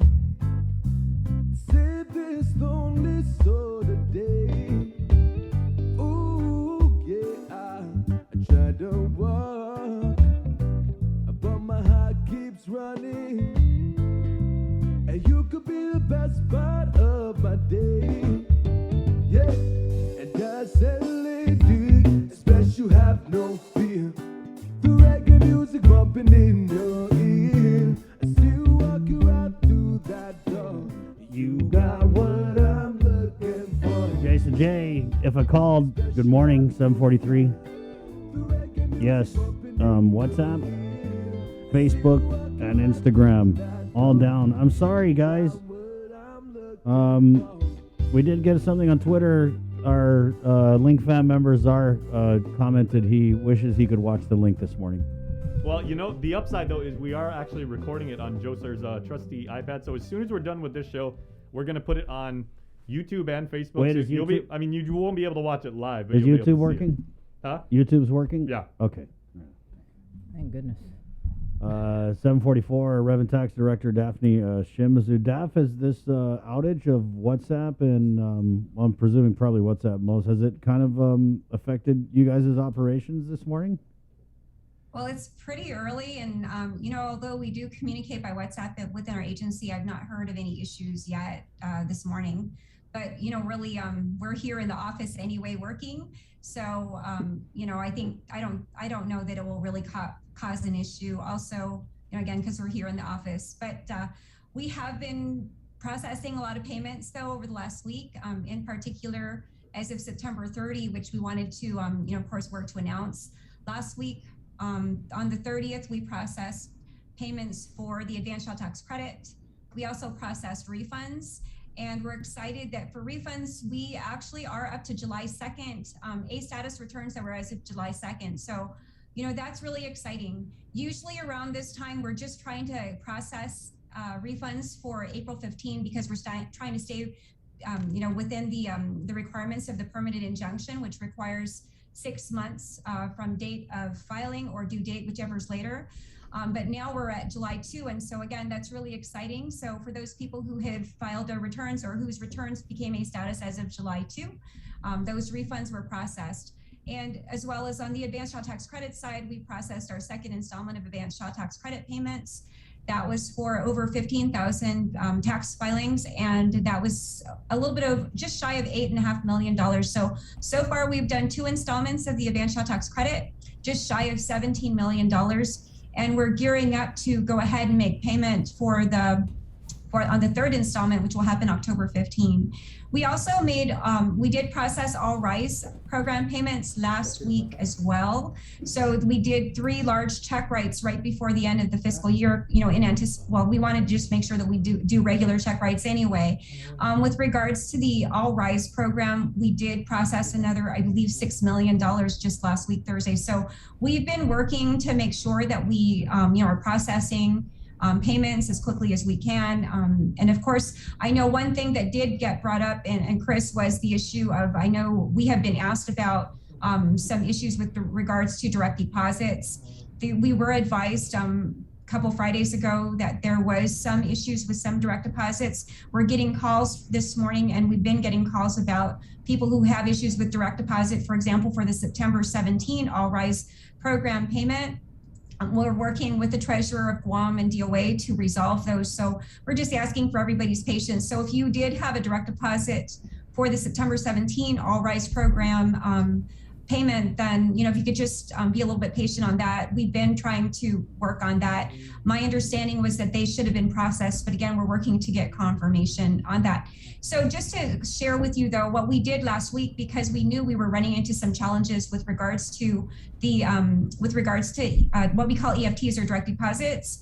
So all of our payments, both the advanced child tax credit payments and then the all rise payments and the refund payments that we processed last week, we processed 100% by a paper check, just because we didn't want to further hold up any potential payments or payouts for people. So, if you had a payment that was processed in the last week from the Department of Revenue and Taxation, those were processed as paper checks, even if you might have elected to be paid by direct deposit. And again, because we've been working with the treasurer, we just didn't want to have any more delays if there was potential delays. So, but we've gotten those payments transmitted to the treasurer for mail out as well. Just again, Daphne, so there's problems with direct deposit that you guys are working on for the CTC, the All Rise, and refunds. But as a backup, you guys have sent over paper checks to the treasurer. Right. So we were receiving calls about the September 17 All Rise program payment, the EFTs for that. And of course, we did a September 17 All Rise program payment. We did a September 20 advanced child tax credit payment. And I believe we did a September 24 payment of refunds. So we had multiple check writes. We have so many check writes here, right, that we do. So we had multiple check writes happening. We first began getting calls about the September 17 All Rise program EFT or direct deposit payments. And of course, we have been in communication with the Treasurer of Guam, again, to try to resolve those issues. If we're still getting some calls now. Yeah. So what we're asking the community for is just a little bit of patience as we work to resolve those. I was under the impression that for the late last week, coming into early this week, those should have been resolved, but we're getting confirmation on that today, so that we can make sure, again, if there's a need to address in another way, then we will. But, in anticipation, or because we were running into or still had some challenges with those direct deposits, what we did last week was we processed all payments by paper check. And so people will be getting those payments by paper check. And again, just because we didn't want to further compound the problem, and because we have so many payments that we are processing, I like to say maybe within, from the second week of September to the end of September, we probably processed about $59 million in payments. I'm not even counting the first week. So, and that was between, EIP 3, All Rise program payments, advanced child tax credit payments, and refunds. And that was just from, I think, the second week of September until just last week, the September 30. So we're really processing a lot of payments. You know, of course, it's been hugely important to our administration to try to get payments out to our people as quickly as possible. And as I mentioned, Sabrina, usually we're around this time just trying to pay out April 15. So to be at July 2 in terms of refunds, that's huge. Our team's been working really hard to try to just get those out to process returns as quickly as we can, and just really proud of that, and I'm proud of our, you know, our ability to do that. Of course, we've gotten a lot of support from Governor and Lieutenant Governor to make sure that we have, you know, overtime that's needed, that we have, you know, again, we did get allocated some additional resources for processing All Rise. So that's been huge, and we're again excited to get July 2 out. I think, again, I don't know if that's ever happened, but definitely not, at least in the last 18 years likely. So, you know, to have July 2 be paid out at this time, and we're just happy that people are getting payments, and we're hearing about people getting their refunds quickly. Do you know what the problem is with the direct deposit? Yeah, so it's a bit complicated, and it has to do with the way that rejects are processed. So when, you know, of course, when we did All Rise, just so you know, we had 55% of our applicants had indicated that they wish to be paid by direct deposit. And so when people enter wrong information, like for example, if you indicate it's a savings versus a checking, or if you indicate the wrong routing number and it causes rejections, well, those rejections are causing some challenges on our side in terms of the processing. So, you know, of course, we had to address that, or we're working to address that with both DOA, Treasurer of Guam, and then also with the bank. So that's something that we're hopeful it gets resolved. I was actually, again, under the impression that late last week it should have been already resolved, but we're still getting some calls this morning. So we're working to confirm that. Well, we do have a caller on the line. I believe they may have a question for you. Good morning. Good morning. Welcome to the link. Good morning. Yes. Okay, so I did apply on the first day of the All Rise online. And the first a couple of days when I called after they first issue, they said it's in review. That, you know, there's something going on. It's in review, but they're not telling me what it is. But ever since then, I've been calling. I understand they're busy, so they're not answering. But how would I know to come up there and fix the issue if I don't know what's the issue? And the thing about it, I got my tax refund in February. Sure. So I don't know what's the that's problem. That's a good question. And actually, we're getting a lot of questions. So just to share, Bree and Chris and Jason, what we have been working on is making sure that we get all A status applications processed and paid. So as of the 30th, last week, we did process payment for all A status applications all the way through September 15. So if you had an A status application, those applications, payments were processed for those. Now, of course, there is a challenge with the EFT issue, but again, that's working to be resolved. But you know, that will be resolved, and people will get those payments. And we did have probably, I think at one point it was like 6,800 or 6,900 of the 37,600 applications were in suspend status for some reason, and it had to do with people either. I mean, there was many reasons. You know, misspelling a name, misspelling or not entering proper information for their filing status, not entering proper mailing address. So there were multiple reasons why people may have had an issue. We also saw where people may have entered a date of death, even though that they were not, you know, they had not passed away. And those issues are things that people have actually been communicating with us about. So we do have a review committee which was convened a few weeks ago to work to address the issue of the status of people's suspended applications. And that review committee, just to share, has been reviewing people's information. And in fact, we were able to get our suspended applications down to about half. So where we had about 6,800 or so, I believe we were only in the 3,000 range in terms of suspended applications. So we were able to cut it further. There are some suspend reasons that will result in no payment at all. For example, if people had submitted, but their AGI exceeded the $40,000 or $80,000 threshold, or, you know, again, so there are other reasons why, or they didn't meet the eligibility criteria.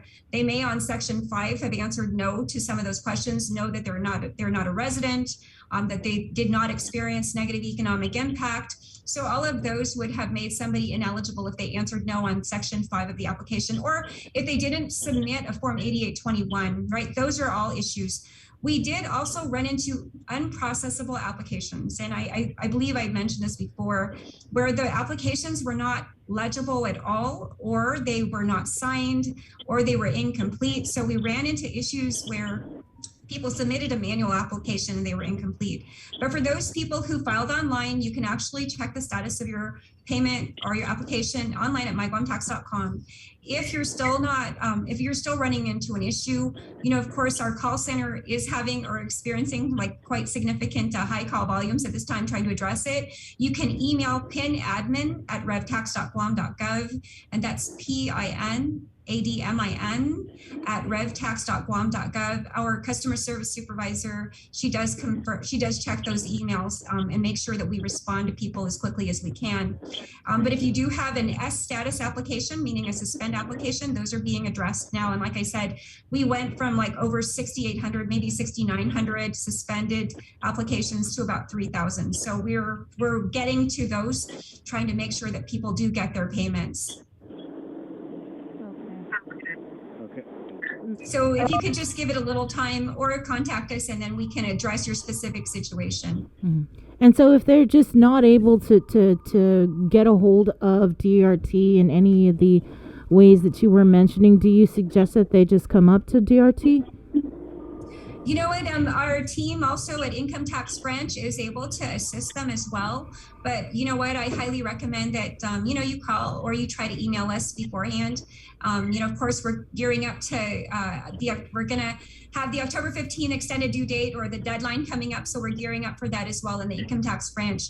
And our customer service team really has been the primary team that has been trying to work to resolve. So they do answer calls the best they can. They also work to answer their emails. So the best way is to call or email us, but you can absolutely always come in. We're open 8 to 5, and our Income Tax Branch will work to assist you. Okay. And so, Daphne, do you have how much has actually been paid out in All Rise? So we processed, as of September 17, it was about $26.2 million that was paid out. And then last week, again, and I don't have the final numbers, Bree, but it was over $6 million, I believe, that we had processed as of September 30. Daph, do you have time to... I'm sorry. Wait, well, so the total was what? I'm sorry. Is it 26? So I believe the total is a little bit over $32 million so far. But again, that's just for A status applications filed as of September 15. And we're still working on, of course, paying out any suspended applications. Those, we have not paid out suspended applications. Mm-hmm. But you cleared out a little over the 3,000, right, of the S status. So yeah. How many applications does the 32 million break down to? I don't have that. Okay. I actually have to get back to you. I know that I believe that we had done over 18,000, of course, as of I think the 17th. I don't have the final numbers on the total that has been processed as of last week, the 30th. But I do know that it was a little bit over $6 million that was processed as of September 30, but we'll work to provide that information. So if the cap was 30 million, where did the 2 million come from to pay out? You know what, again, I think in terms of source of funds, of course, that is really determined by DOA BBMR. So that I will have to defer to them. I mean, I can only, contemplate or assume where it may come from, but it's really best to get that information from BBMR and DOA. And that also is something that we can work to get information to you on. Mm-hmm. What's your assumption, though, Daph? Of course, there was discussion about trying to allocate some additional monies from ARP, but again, I can't confirm that. I have to get that information directly from DOA BBMR. Guys, we're just going to jump over the top of the hour for just a couple of minutes, Daph, if you could. We did have just a few more questions for you guys, but Link Fam, buckle up. We're coming over to KUAM TV next.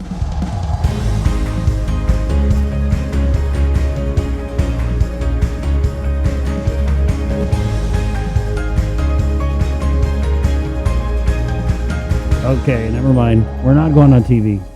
Yeah, we can't go on TV because there's no Facebook. Oh my God. We're on Channel 10, Oh though. my God, Becky. Just audio. We're on Channel Yeah. 10 audio. And we're on the Breeze audio, which is a shame And on the because app. we really got dressed up for you guys this morning. Okay, and just a quick update about that global Facebook outage. Yes. It looks like it is starting to come back like a little bit. Tech media is like really trying to deep dive into this, but it's coming back slowly. So if you have Facebook or WhatsApp or Instagram, consider yourself lucky. It's going to take several hours before this comes fully back. Daph, we did have a caller online, but I wanted to ask because we had a previous caller who said that you had said in this interview that all RISE payments up to September 29 were processed, but she said her direct deposit is showing 00. So all RISE program applications that were A status up to September 15 have been processed. And if people have or received a payment on the September 17 as a direct deposit, the September 17 direct deposits, if there was an issue, that's something that's working to be resolved. Again, you know what, we're really experiencing high call volumes, so you may not be able to get into our office if you're calling, but our team is working to try to respond to as many calls and emails as possible. We are working with the Department of Administration and TOG to address any EFT issues that might still be existing. But again, my understanding was that late last week, we had worked to resolve that. For those people who did get refund payments or advanced child tax credit payments or all RISE payments that were processed last week, though, those were 100% processed by paper check. So even if you did elect to be paid in terms of your refund or all RISE or the advanced child tax credit follows the refund. If you did elect to be paid, but you were paid last week, and again, these are for filers that probably were from June 19, where they became A status June 19 to July 2, those ones are being paid by paper check, and we did transmit those to the treasurer for them to transmit. So, we recognize that we didn't want to further delay anybody's payments. Although direct deposit is that we believe is the best method, we were running into some challenges with it, but those are working to be resolved. Out of the unprocessable applications, do you have a number for that? Like how many were unprocessable or illegible? I don't have a final count on it. I believe it's over 300 or so. It may even be more than that, Bree. But I actually have to confirm with my team, because the other thing that's happening is, of course, the review committee, first they needed to work to address kind of the largest issue in terms of suspense, which is why we're able to get, down to about half. And then, they're working on looking at the different suspense status, closing out anything that will never result in a payment, like again, where somebody was not eligible at all, or they because they exceeded the AGI, or they didn't qualify based on their answers, right? Those will be resolved. And then looking at, of course, we have been getting specific emails or questions from people about their All RISE program application. So of course, trying to address those where people may have just made an error, and we're trying to, figure out again or review those. So I don't have a final count on that. I will have to get that. But again, we did process over $32 million in payments, and I don't have a final count on how many applications those were, but they did cover A status applications through September 15. And we're now going to be in the next check right working to process payment for anybody, the people that had suspend status that we were able to resolve. And that's again a good amount, probably about almost half, if not half, of the amount of the original applications that were in suspend status. So we're having to go through it in phases. Also, we do have other things happening here, and our deputy director who's in charge of the review committee is also with me. We're here since 6 a.m. We're excited that pretty soon we're going to be launching our online renewal and replacement for Guam IDs and driver's licenses. So our team's going through final training. We were originally slated to launch that in mid-September, but we ran into some challenges with our programming and our system. So we're now slated to launch that very soon. We're hoping in no later than the next week, but we're excited about that because that will mean about 40 to 60% of our line will be able to be addressed, and people won't have to come in here for that. The other feature that I haven't really talked about, which is going to be launched as well, is a pre-registration feature. So that will allow for people to enter their information on their application online, and you won't have to bring in your paper form. So that's exciting too, to reduce the amount of paper we have, but also, we spend about 20 to 30 30 minutes. It can take about 20 to 30 minutes for a processing. So for example, when you come in to submit for a driver's license application, it may take us up to 20 to 30 minutes to enter your information. So when you bring in a paper form. So we're excited that this pre-registration process, which will enable or allow for applicants to enter their information online, will help to reduce processing time as well. So, we're looking forward to that. So we also have that that's ongoing too. Daph, we did have a caller about they didn't receive the first advanced child tax credit. What do you, and we've gotten a few of these calls over the last few days, what do you suggest these people do? So if you did not receive the September 10 payment for the advanced child tax credit and you elected to be paid by EFT, I was advised that for those individuals who had a rejection, an EFT rejection for the first payment, which was September 10, what we do is if there is a direct deposit rejection, what we do is, and once we're advised, our team works to process a paper check for those. So if you had a issue with your direct deposit from September 10, and that is the reason why you didn't receive a payment is because of your direct deposit issue from September 10, our team in the last week did process payments for those. So those should be going out as well in this week, if that's the issue. If there's another reason, for example, I'm not sure if you don't know if your application has been processed again, what I suggest is if you're not able to contact us through our call center through 635-1840, 1841, 7614-7651, or 1813, that you email our customer call center at pinadmin@revtax.guam.gov. And I'll tell you, our customer call center supervisor, she does go through those emails. She works to make sure that we respond to people as quickly as we can. So, email as well is another option. What about that online portal? So you can actually get online, correct? So if you filed online, then you can actually get online to the portal at myguamtax.com. The same exact place where you went to file your application online, you can get online and check the status of your application there as well, Bree. Okay. And we do have a caller. Yeah, we do. Good morning. Morning, ma'am. Thanks for joining us. Hi, good morning. So my question is actually regarding the child tax credit. So basically there are some people like on social media, to include myself, that let's say, for example, we didn't receive any of the child tax credit yet due to like an incorrect date of birth, like not the year but the month, and we're being told that there's a list of people that had that same situation.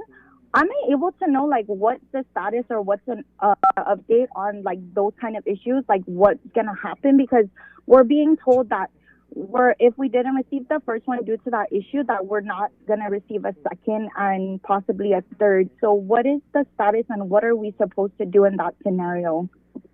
Thank you for that question. So with the advanced child tax credit, we've already run the first 2 installments of 5. You know what? In the first 2 installments that were processed in the month of September, our system was only capable of allowing at that point an enrollment. So we do have that form 15323, which you could find on our website in myguamtax.com. I believe it's in the new latest information section right there, kind of the bottom left or like mid left if you scroll. And then there's these blue kind of font you see there. You'll see the form 15323A. If there is an issue because we do not have the proper date of birth for your child or information for your child, we are now beginning to accept that form 15323 for all changes that are on that form. So initially we were only accepting it for an enrollment. Now what's happening is, so if you have not received a payment, the first and second payment, because we don't have proper information for your dependent, you can fill out that form, you can update your qualifying child's information, and you can submit that during business hours here at Income Tax Branch so that we can go ahead and enter it in the system. You have until October 11 to go ahead and submit that manually to our Income Tax Branch. And we're just now gearing up to launch the online portal, Bree, so that people can make the changes online, but we'll have to announce once that happens. Our developers are still working on it. So for now, it's still a manual application, but if you haven't received the first 2 payments, and you give us your form, again, you will have to have a filed 2020 or a validly filed and processed 2020 or 2019 return. You cannot submit the update form well, if you submit the update form and you don't have a validly filed and processed 2020 or 2019 return, we're not going to be able to update your information. So you must make sure that, number one, you have a validly filed and processed 2019 or 2020 return. And as long as you do, then now you should be able to come here today and you can go ahead and fill out the form 15323 and submit information to update your dependents information. When we do process the October 15 payment, what will happen is you will get the 3 installments for those dependents in that single payment. So if you were due $300, then you'll get on October 15, you should receive, if you're due the $300 per installment, then you'll receive $900 on October 15. So again, it's not too late to submit that information. Again, we're accepting manual applications all the way until next week, Monday, October 11, and we'll advise once the portal is open so people can do that online as well. Okay, thank you.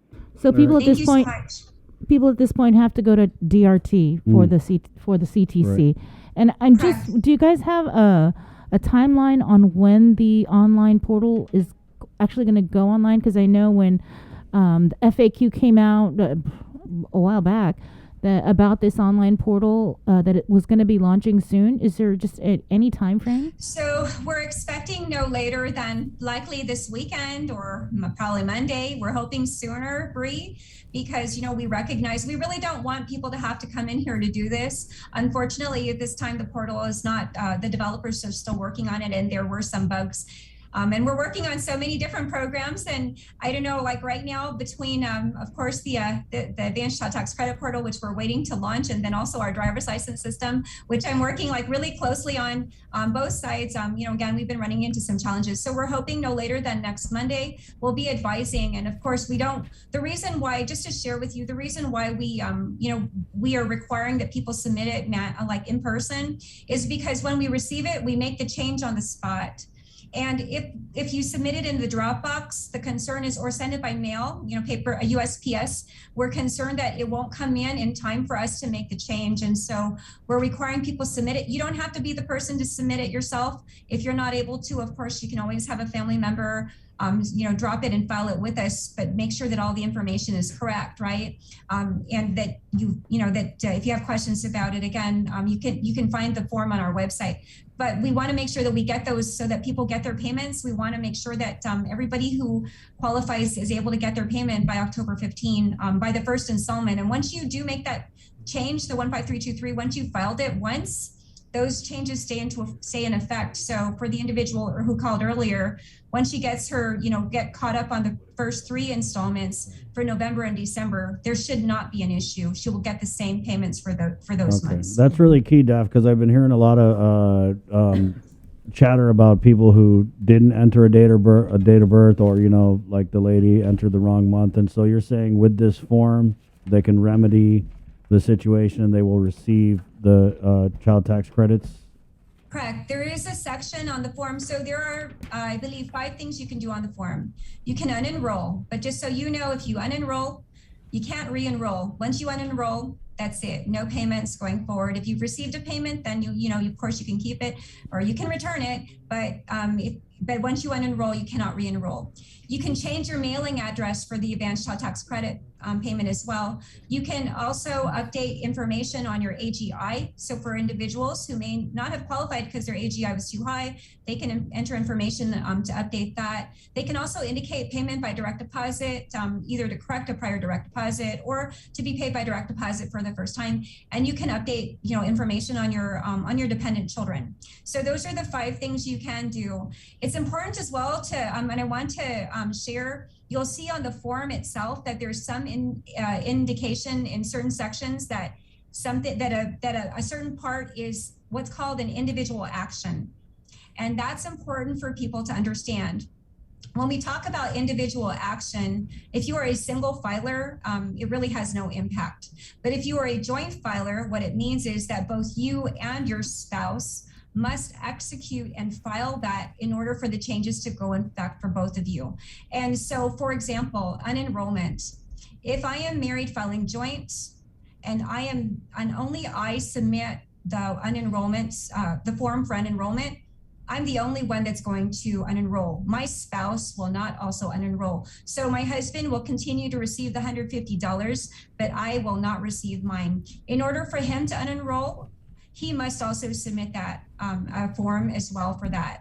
And the other sections that require or that are individual action, and again, just to share with you, the areas that are individual or action are only those areas where I will be able to, as an individual, make a change to divert a payment for my spouse, right? The reality is for the advanced child tax credit, I have a kind of a legal interest, I guess, in 50% of it, right? So if I'm married, filing joint, my husband has a legal interest in 50% of it, and I also have a legal interest in 50% of it. So we each have a legal interest in $150. I cannot divert my husband's $150 to be mailed to another checking account or to be deposited in another bank account, or I can't unenroll him. So all of those have to be done. When we say individual action, again, it means both taxpayers on a joint return must execute in order for both portions of the payment to be impacted. And again, that's very important to understand because, again, we, have to make sure that, again, we only allow people to make changes to their legal interest in the payment. All right. That was a lot of information. Are you sure, though? Because I don't want to let her go unless we no, I did want to ask. You talked about the unprocessable applications. What about questionable applications that may have been submitted regarding All Rise? Has there been any kind of indication of possible fraud? Right, and so that's also another area that our review committee is working to address as well, or has flagged. And we want to make sure that, to the extent possible, and this applies to all the programs that we run, that our team does address any issues with regards to potential fraud. And of course, our criminal investigations branch is very well aware that, that's one of the top items that we need to address. And, there are elements of fraud. So when there are indicators of fraud, those items are transmitted to our criminal investigation branch for them to review. And so again, that is another area that we will be looking at. And, just to share, Bree, of course, when people file, these are actual government official documents. So, what we have been advising, of course, you sign under penalties of perjury, and you must make sure that all information on the application is correct to the best of your knowledge. So, again, if there are indications of fraud, our team will be working to address that because, again, we want to make sure that there is credibility in the process and that people know that we are looking and reviewing those. So those are things we're also going to be working to address as well. Has there been any indication though? At this time, we've been really trying to focus on a lot of the issues that we're working to resolve in the suspend status items. So at this point, I'm not aware of any specific issue with regards to fraud on an All Rise program application. Any program? Any applications? Of course, I think that in other programs, there may have been some cases and again, the reality is our CIB team reminds me that there are elements of fraud that have to be proven. So even though, we may have or see a questionable item or questionable situation, until they've done their full investigation, it's difficult to tell, or they cannot determine whether it's truly, fraud. And so they remind me all the time, that really all elements of fraud have to be met. And of course, we have to make sure that we go through the process of doing our due diligence to ensure that we follow. Again, there's a process to be followed. Okay. So I don't have information on that, but I do know that our team does actively work to address issues of potential fraud. Right. Kind of sounds like you're saying that people who weren't qualified for some of these programs applied, and that kind of flagged maybe people to look at it, but it seems difficult. Absolutely, and so and just to share, Chris and Bree, one thing, of course, we're really pushing and moving forward with trying to get more things done online. What that's going to do, and so as we've talked about before, that helps us because, as like for example, we went from less than 2% online filers for the purpose of Forms 1040 to probably we're like 8 or 9% of the 80,000 filers are online filers. So that's huge for us. But what that means for us, not just as a quicker turnaround in terms of refunds, things like that, but also it allows for our team to be freed up for more analysis. And our goal is to, work to try to get our team to have more time to do an analysis so that we can do more enforcement. And in fact, in this past year, just to share, I'm not sure if it has happened before, but definitely for the first time in our administration this last 3 years, we had overtime for our criminal investigation branch, our exam branch, to focus more on enforcement efforts. So I think you're going to see, definitely we will be seeing more in terms of our enforcement. And of course, as we work to reduce manual processing analysis so that we can identify areas where, there may be potential fraud, or if not fraud, then, identifying any errors that perhaps may be pervasive that need to be addressed. So those are all areas, we want to try to improve on so many areas. And again, we're excited about this coming 2022 tax year, because now that we're hopefully settling in terms of all these programs that we're launching, it gives us the opportunity to prepare for 2022 to expand more what's able to be filed in terms of Forms 1040 online, and so that we can again reduce further the number of manual applications. Because I know the goal is to, of course, get to a point where perhaps we're processing refunds within 3 weeks or less, if possible. I know people are looking at parity in terms of the way that the IRS processes versus the way that Guam DRT does. But the difference between what's going on or what happens with the IRS and what happens with Guam DRT is the IRS, even pre-COVID, had 70 to 80% online filers, right? So when you have 70 to 80% of the taxpayers filing online, it helps so that way there's not as many manual returns to process, right? So there's less involved in terms of actual processing or data entry. So where we want to get is to that point where hopefully we're at 70 to 80%, so we can turn around and of course so there can be parity for our people in terms of being able to receive payments more quickly. But we're working on that, and in fact, even with 8 to 9%, we're just happy to say that we're well within, I think, 90 days, because we're July 2 right now and it is October 5. So, we're about 90 days, right? Hovering around 90 days. So that's, I think for us, again, usually we're at 6 months at this time. And, so we've been able to cut that in half.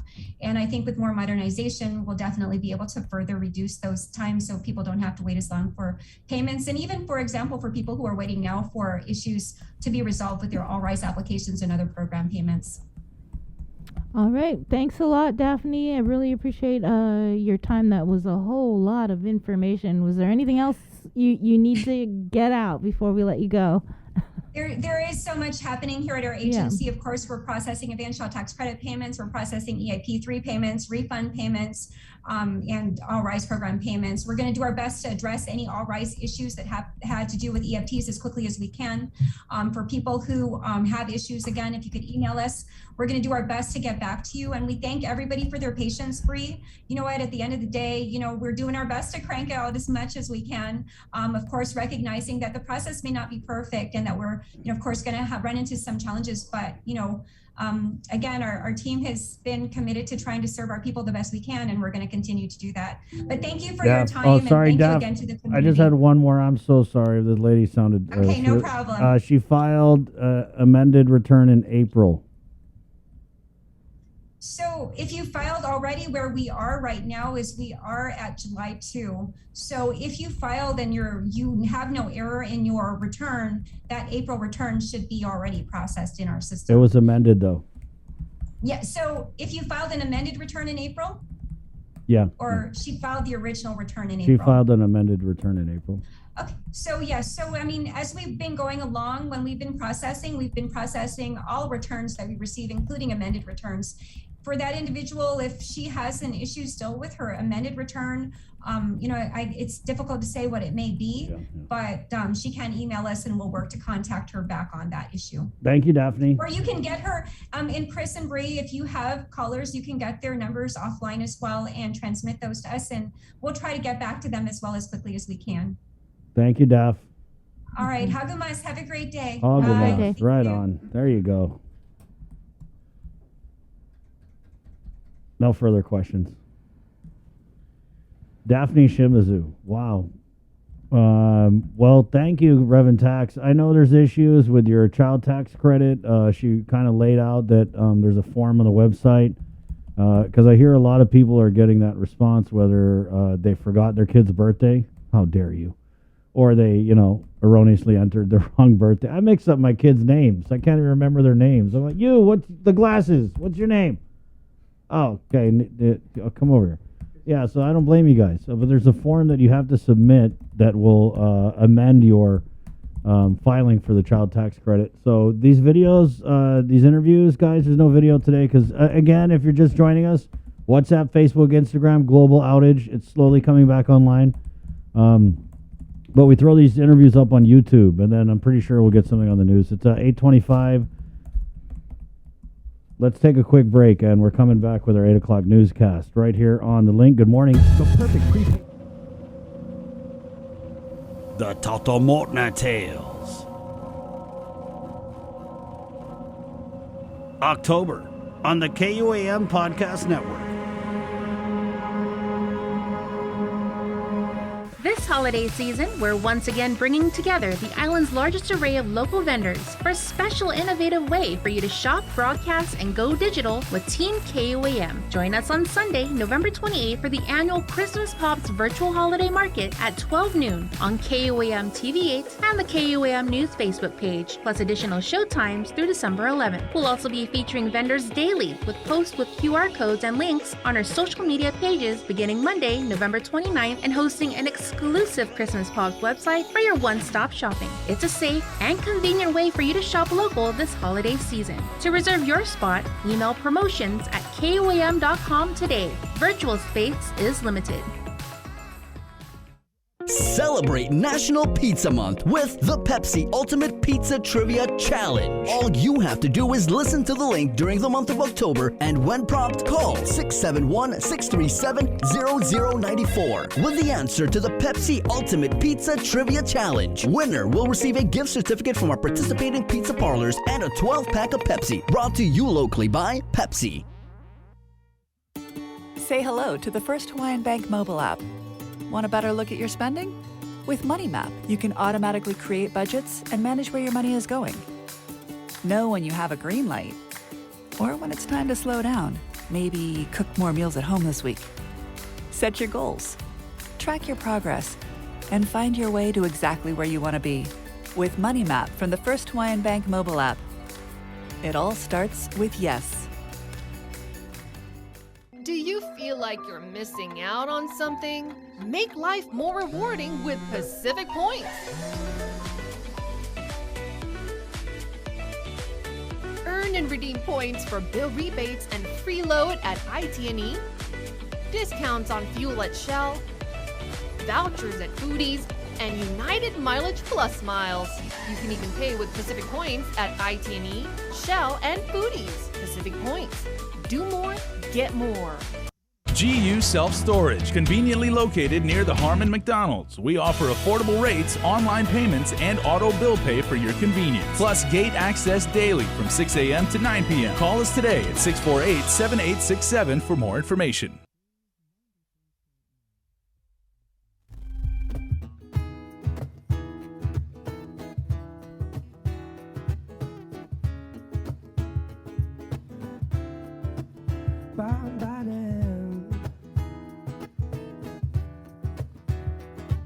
All right, guys. Before we get to the news, I gotta put my boy on because he is just so excited to tell you guys about this global outage of WhatsApp, Facebook, and Instagram.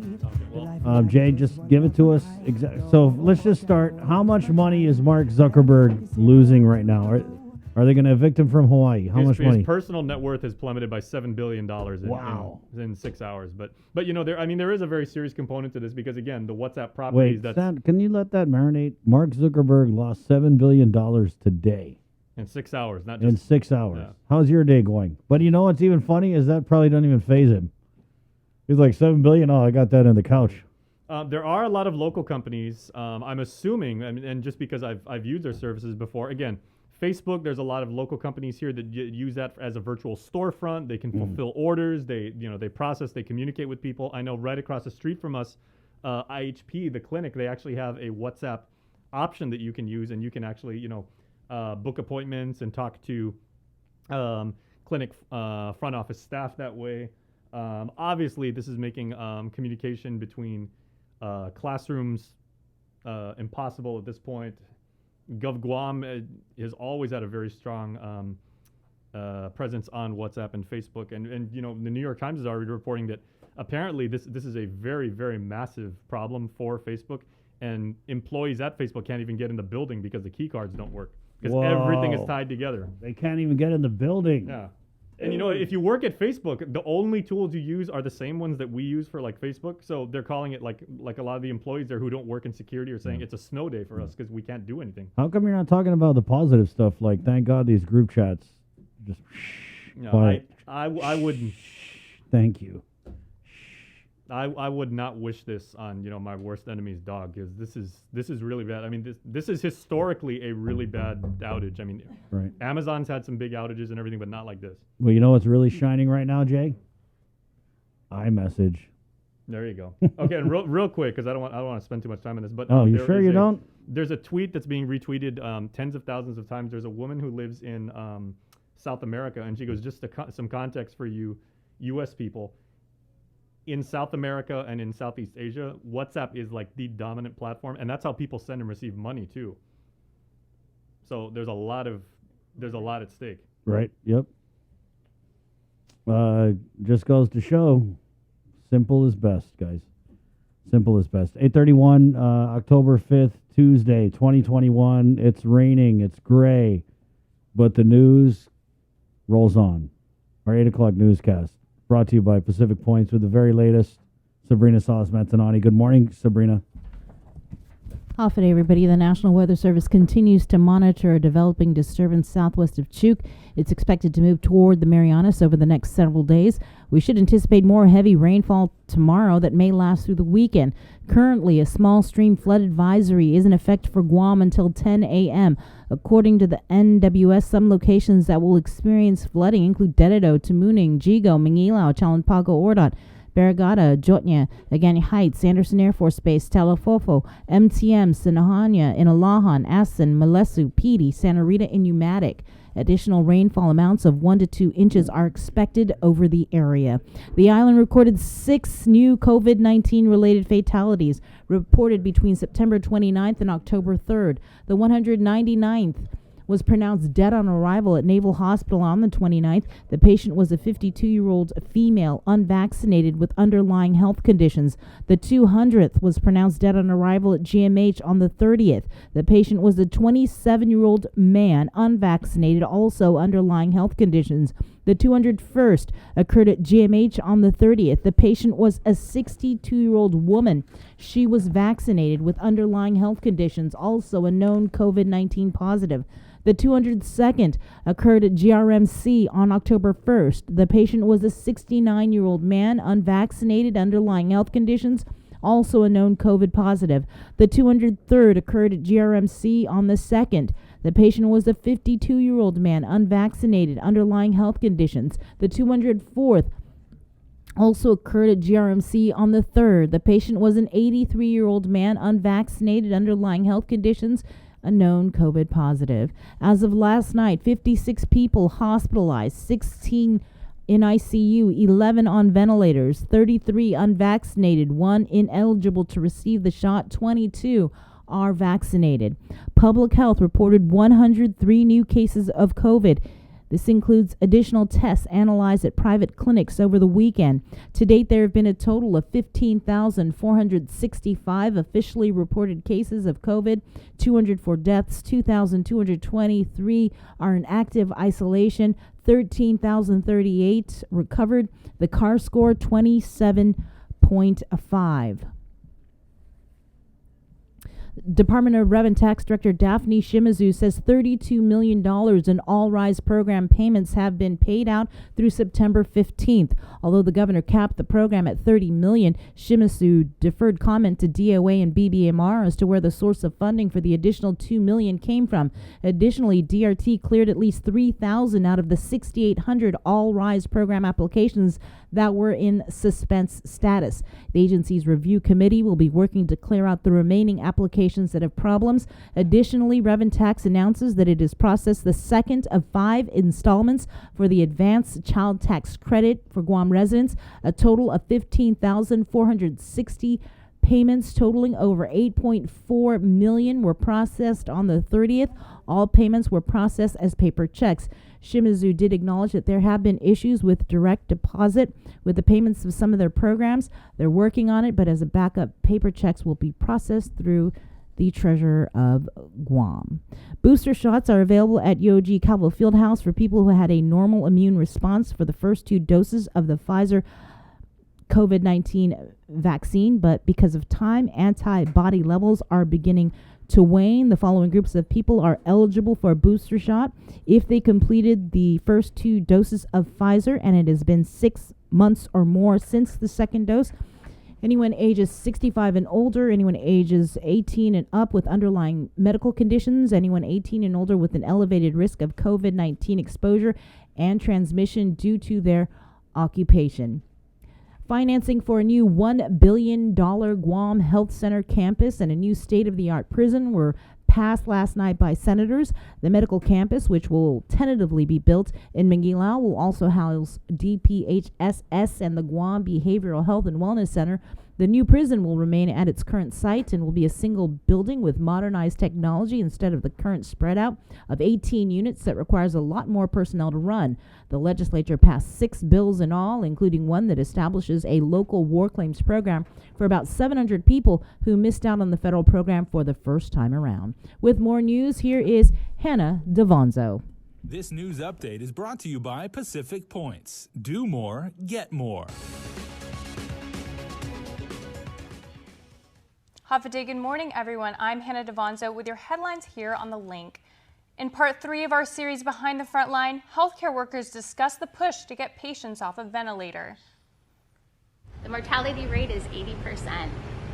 So I can't say that more patients are coming off the ventilator. I can't say that unvaccinated patients are being ventilated. COVID-19 still surging on island, and Dr. Jolene Uggan says mortality increases when patients are ventilated. And we are doing our best to get them off the ventilator. We do extubate patients. As you can see, we've had a few patients that have been in the hospital with quite a prolonged stay that were pre, the vaccination era. Even in this post-vaccine era, healthcare workers are pushed to the limits. Definitely been a lot busier than it's ever been for the last few months, and even if you compare the last surge to this surge, we've been seeing more patients in all populations. That includes children, the elderly, and infants. Just overall, the census has been much higher, and it's been busier, and it's been like 24/7. We asked Dr. Jolene Uggan about hospitalizations for the vaccinated and unvaccinated. Did you want to just kind of get into that and I address don't. it? No? I don't. I just can tell you the course that we actually see. What do you see? With unvaccinated patients, just having a more prolonged course, and of course higher mortality if they are in the ICU, which majority of our patients that are unvaccinated can progress to get intubated and then hopefully extubated, but like I said, up to 80% mortality. The Department of Public Health and Social Services are currently reviewing COVID plans on how they will execute random testing for students on campus. Here's more with Isaiah Uggan. All of Guam's schools were subject to submit their COVID-19 screening testing plan to the Department of Public Health and Social Services on Friday. It was required by the governor as an added layer of protection as students return to campuses for in-person instruction. Public Health Public Information Officer Janela Carrera said in an interview with KUAM News that they are still looking over the plans submitted by schools so far. So we'll need to review the plans that were submitted prior to the guidance being issued. We'll need to review those that already submitted it and just make sure that it conforms to the guidance memorandum. Although Friday, October 1st was the deadline for the plans to be completed, Carrera says that to date, they are still receiving plans from schools island-wide. We're continuing to receive screening testing plans by schools. As you know, the guidance memorandum that is related to the screening testing plan was just issued, and schools do have up to 90 days to develop their plans and submit. According to public health guidance, schools must have a goal of randomly testing 10% of the student population in the first 90 days of implementation. Carrera added that DPHSS has met with schools recently to clarify some questions and address concerns. We are continuing to work with educational institutions like GDOE. We did have meetings with them. So we had a meeting with GDOE last week. I believe we also had a meeting with the Archdiocese schools, the Catholic schools, and other private institutions as well. And we are listening to them. They did issue or relay some concerns to us about the screening testing platform. And we are listening to them. So, and also providing some feedback. As we reported, the Guam Department of Education was one of the many learning institutions that submitted their COVID testing plan on Friday, which they don't intend to implement immediately and present to stakeholders first. According to GDOE Interim Public Information Officer Michelle Franquez, the first phase has been approved, which is dealing with unvaccinated employees. Reporting for Guam's News Network, Wahusi Isaiah. Revan Tax continues to crank out tax refund. This week, $5.4 million will be paid out. This represents over a little bit more than 2,000 error-free returns filed on or before July 2nd. These checks will either be mailed to you or you can expect it deposited electronically into your bank account. You can check the status of your refund by logging into our account at myguamtax.com. That's it for now. We'll see you tonight for KUM's News Primetime. This news update is brought to you by Pacific Points. Do more, get more.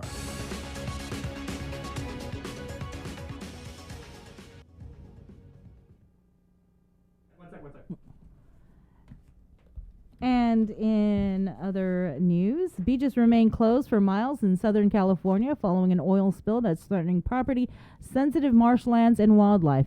Anthony Pura has the latest from Huntington Beach. Crews were on the beaches and out on the water Monday, trying to clean up and contain a massive oil spill that stretches for about 13 square miles in Southern California. It really is bad. I don't know what else to say, but it's just a bad thing. At least 126,000 gallons of oil began pouring into the Pacific Ocean over the weekend from an underwater pipeline about 4.5 miles offshore, sending slicks of oil from Huntington Beach to Dana Point Harbor. The oil is washing up on popular beaches and threatening wildlife, especially birds.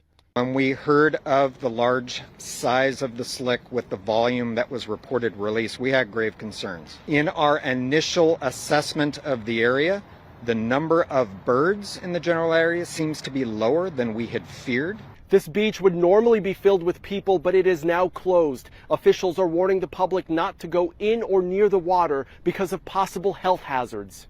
The potential economic impact is also huge for business owners in the area. This oil spill constitutes one of the most devastating situations that our community has dealt with in decades. Amplify Energy, which owns the pipeline, shut the line down and is pledging full cooperation with the cleanup effort. We are investigating the source and potential cause of this incident. Officials have deployed more than 2,000 feet of protective booms to slow the spread of the oil and prevent any further damage to wildlife and property.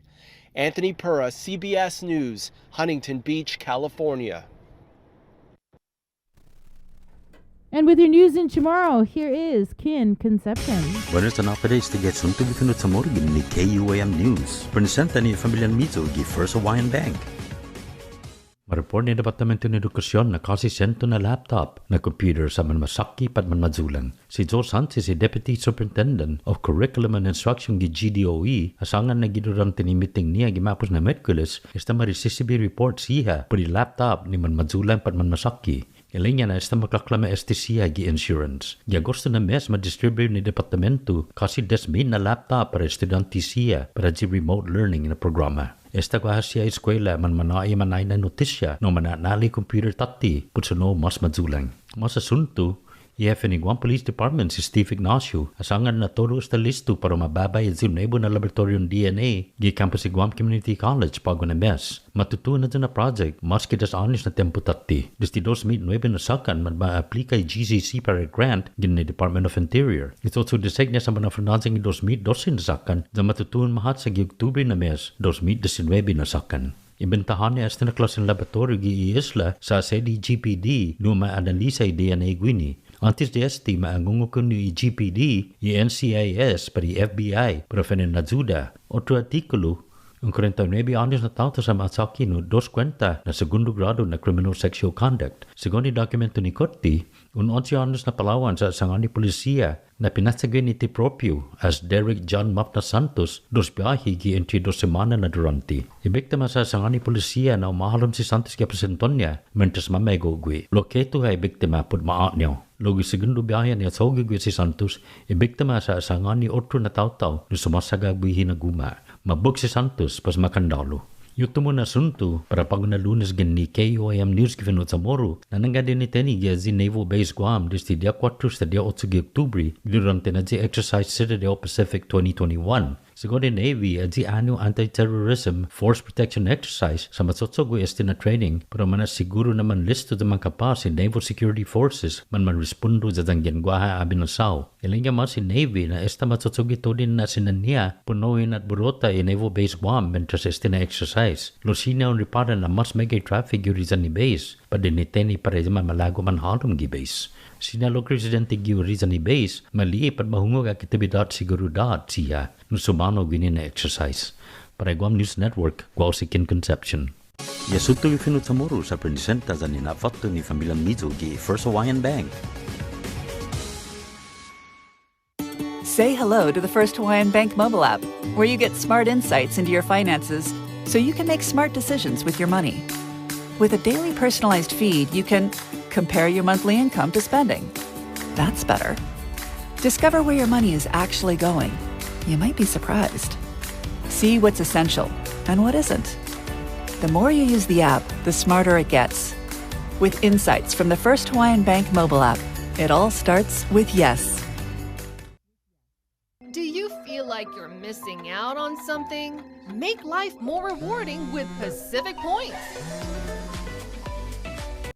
With the daily question. Good morning, Tomas. Good morning, everyone. Actually, just going to start with something that's going on Twitter since everything else is down Right, for most yeah. people. Twitter's where you guys go. Yeah, no, I asked the question this morning because this time reminded me of the 2015 fiber optic cable break in the CNMI that took us off the internet, and it even impacted our banking. And so I asked people, do you remember that? And Esther Munya, who's the CEO of the hospital, goes, I do. This situation now with Facebook, WhatsApp, and Instagram does remind us, doesn't it? Shangu Matato, part of the KUM Podcast Network family, says yes. He's helped NMI organizations with their emergency communications before, continues to do so. Other people there commenting they remember it happened right before Typhoon Sudalor. So for those in the NMI who might be having some flashbacks to that time of being offline, but completely offline, even worse than what's happening now.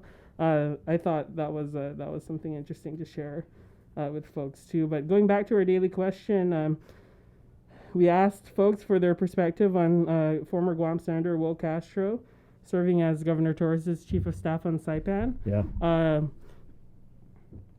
We couldn't get Will Castro on, but he was on our Facebook commenting on our people's posts. Wait, so he didn't come on here because his connection. He said he had connection issues in quarantine. But it was just ironic to me because he was WhatsApping me that he had connection issues. And I'm like, bro, if you got data enough for WhatsApp, then you got data enough for the Zoom. Well, officially, we know that he's probably out of quarantine today or later today. And the CNMI press secretary, Kevin Bautista, says that his priority for the first 2 days or so is going to be meeting with department and agency heads. And so hopefully we'll have him here on Friday. So hopefully. Folks can expect that. Wanted to share some of the responses that we got on Instagram. Some people commenting congratulations, lots of celebrations going around there for his supporters. Rose comments, congratulations, Senator Will. Enjoy and stay safe. Anytime that you decide to run in Guam, again, you got my vote. Of course, we reported last night, GOP Chair Juan Carlos Benitez says that he hopes Senator Will Castro will run on Guam, but because of the election being at the same time in both Guam and the NMI, that poses a bit of a logistical issue as well. I don't know, it's a tough situation not tough, but for him to decide, like, do I want to run for senator in Guam or do I want to, campaign? Because there's election up, right? So he's basically going to be hitting the campaign trail with Governor Torres. Yeah, and we'll be also, we can't view that story on Facebook right now, but if you go to our YouTube page, you can see the reaction that we got also from the CNMI governor's office. In terms of we're asking, Juan Carlos Benitez says that he hopes Will Castro runs. Okay. And so I asked Kevin Bautista, is this a one-year contract or, how long can we expect Will to be there? But right now the priority is to fill that position. Did you find out how much he's getting paid? Not yet, but he does address that in one of these comments. Okay, good. Will Castro responds to Rose saying, much appreciated. I will always give back to our Marianas, elected, appointed, or a volunteer work. I'm always going to do my part and to the best of my ability. Again, that's Will Castro. And if you want to see these comments that we're reading later, you can go on our YouTube page after we post these, the link there in full. Vincent commenting, I see absolutely nothing wrong with Will Castro taking on the job of Chief of Staff for the CNMI Governor Torres. Why is this even being raised? I wish him the best in his new job. Will Castro commenting, agradeci. Florence commenting, do your best at whichever job you're in. Will Castro commenting on our Facebook page, thank you. That is very encouraging and greatly appreciated. Ruth commenting, I'm guessing he's originally from there, educated and experienced in Guam. Always nice to go home and serve your own people. Will Castro commenting, thank you. Mom's side has deep roots from the NMI, Sablan and Mendiola, but yes, I have gone back and forth. I was raised on Guam and have developed an affinity for our Marianas. Appreciate the compliment and fair shake. Vivian commenting, best wishes and good luck, congratulations. Will Castro saying thanks. It's going to be a lot of work and focused work at that. I appreciate the well wishes. And the last comment we'll share with you today, this commenter saying, if there are better opportunities elsewhere, why should anyone have anything to say? It's their choice. KUAM, come up with better questions. Will Castro commenting, I appreciate it. I'm sure they're just weighing their responses. There are a few critical ones on this chat. It's expected. Either way, as a private citizen, I was offered 2 jobs, one on Guam, one in the CNMI. Will Castro continues to write, I weighed the 2, and my heart feels I give back in a big way in this line of work as Chief of Staff. He adds, it certainly isn't all about the money. That much I can share in the future when comparing the offers I got on Guam versus the CNMI. Either way, thank you. Everyone has the right to choose for themselves their path. God bless and be safe. So that's our daily question, our response, and hopefully we'll hear from Will beyond Facebook and on the link on Friday. Maybe we should post some comments on there for Will. Well, I don't know. We can quote this in the story, right? For real? Yeah. It's public response. So, but it seems that he says as a private citizen, I was offered 2 jobs. So obviously, you can't also ignore the political context that this is all happening in. Right. Yep. Good stuff. I love the daily question. Yeah. Haters gonna hate. But I think it's great. I appreciate that you ask it, and I love the discussion that each of these questions generates. Yeah, the daily question is not generated by any one person here. Mm-hmm. It's discussed by everyone here and also by the viewers. We post viewer-submitted questions. So thank you. Yeah. I love the daily question. Oh, wait, is that the right one? That's the wrong one. Oh, Thank you, Tomas. All right. And then Frontline, Behind the Frontline? Tonight, Behind the Frontline, we have our continuing series. We're going to have some new staff that we haven't featured in the series before, and talking about setting up things like the blue tent and just generally also the operations. If you want to view that full series again, all of that is also on our YouTube page on KUAM. Thank you, Tomas. Thank you. All right, let's head into the KUAM News Zoom room. We talk about Behind the Frontline. Well, she is behind the front line over at GMH. May Habib, the hospital spokesperson. Good morning, May. Good morning, Chris, Sabrina, everybody, Tomas, Jason. Let's just go ahead and start with this global outage of WhatsApp, Facebook, and Instagram. Has it impacted at all any of the hospital's operations? It doesn't necessarily impact our operations at all because we run on internal systems. So in terms of healthcare delivery, absolutely not. In terms of communication between staff, of course, right? We're all used to discussing in our WhatsApp group chats what needs to be discussed, or actually that's basically it through WhatsApp. So it has slowed down communication a little bit this morning, but otherwise we are rock and rolling here. What do you guys do? Like everyone go to SMS? Some people are SMS. We also have a Zoom healthcare platform, which we are actually in the middle of transitioning to anyway. So we were in between those two. May, very, very tragic news last night as we had 6 COVID-related fatalities reported. I guess we'll just start there and then go into the census if you don't mind. Sure, yeah. So of those 6, I know 2 were at GMH, both last Thursday on the 30th. I know one was a 27-year-old who had underlying health issues, and a 62-year-old woman who was vaccinated and also had underlying health issues. We have repeatedly said that the vaccine is sort of one of our best tools right now against COVID-19. And then if you do test positive, obviously the monoclonal treatment to help you fight off COVID. There are breakthrough cases that come through, and what we're seeing and what all the clinical data is showing us is that even when there are breakthrough cases with people that are vaccinated, it's the people that have multiple underlying health conditions and comorbidities that end up unfortunately succumbing to the virus, which of course turns into disease. In terms of our patient count overall, we're at 170. We do have 33 COVID patients right now, which is a little bit up. We had 7 admissions overnight, and 9 people are in the ICU for COVID currently. How many on vent? 7 ventilated. The 4th floor education. Okay. Once again, the Pfizer booster vaccination for GMHA. What's that noise? That's coming from her. It's our background PA system, which actually, is also a relevant topic of conversation. She was just announcing that the Pfizer booster vaccine clinic is running right now. We are running our Pfizer booster vaccine clinic for all our GMH workers. We're also supporting GPD and GFD that are eligible for it. So it's running from Monday to Friday, 8 a.m. to 12 p.m. here internally at GMH. And, there's been a lot of uptake on the booster shots. So we're very happy about that. Mm-hmm. Are you guys still doing the MAB, or is that strictly up at Mangilao? No, we are still doing it. It's a very small scale operation that's really for ER patients. Any GMH employee that tests positive, and it's a way smaller scale operation than the Manilao Center. And also the Manila Center, I believe, is not open on Sundays. And so if they have anybody on Sundays, or if there's a referral that needs to come in from a private clinic or GRMC, they'll also send them over on Sundays because we do run a 7-day operation. And how's it been going now that you guys have had help from the DOD medical team?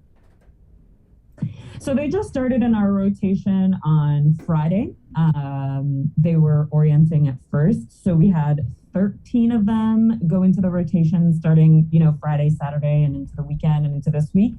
And then 1 more joined on Monday, and we're still waiting for the final because it is a contingent of 15. Of course, it's welcome, support, and relief. It doesn't mean that anybody here is working any less in terms of the clinical side, actually the entire hospital.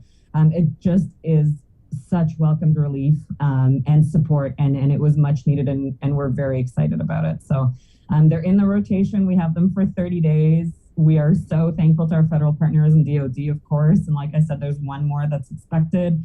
30 days will take us until the end of October, and we are hoping to, obviously the biggest hope is that this wave sort of comes down, the surge anyways, but also that we would transition more into travel nurses. We would be able at that point to bring in more travel nurses to sustain our operations, because COVID really changes things for the hospital. Mm-hmm.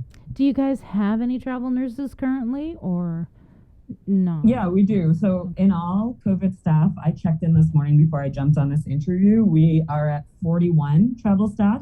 which is up because we had been hovering in the 30s for some time. I think I've discussed this with you guys before, the demand across the nation, the exponentially higher rates that continue going higher. If you're going to be offered the same amount or even more stateside, you would probably be more willing to stay close to family, especially coming into the holidays, Thanksgiving, Christmas, for these 3 months contracts, you'd want to stay closer to your mainland family and friends. So it has been difficult to recruit, but we've been doing everything we can. We've been working closely with our travel agency partners to try to bring in more. So a little bit more have come. Like I said, 41 travel staff as of this morning. And we're hoping that by the end of October, as the DoD staff shifts out, we're able to continue augmenting our own capabilities with travel staff. Mm-hmm. And is there any update on the morgue situation? In terms of bringing in the reefer? Yeah. That's still a discussion that's ongoing.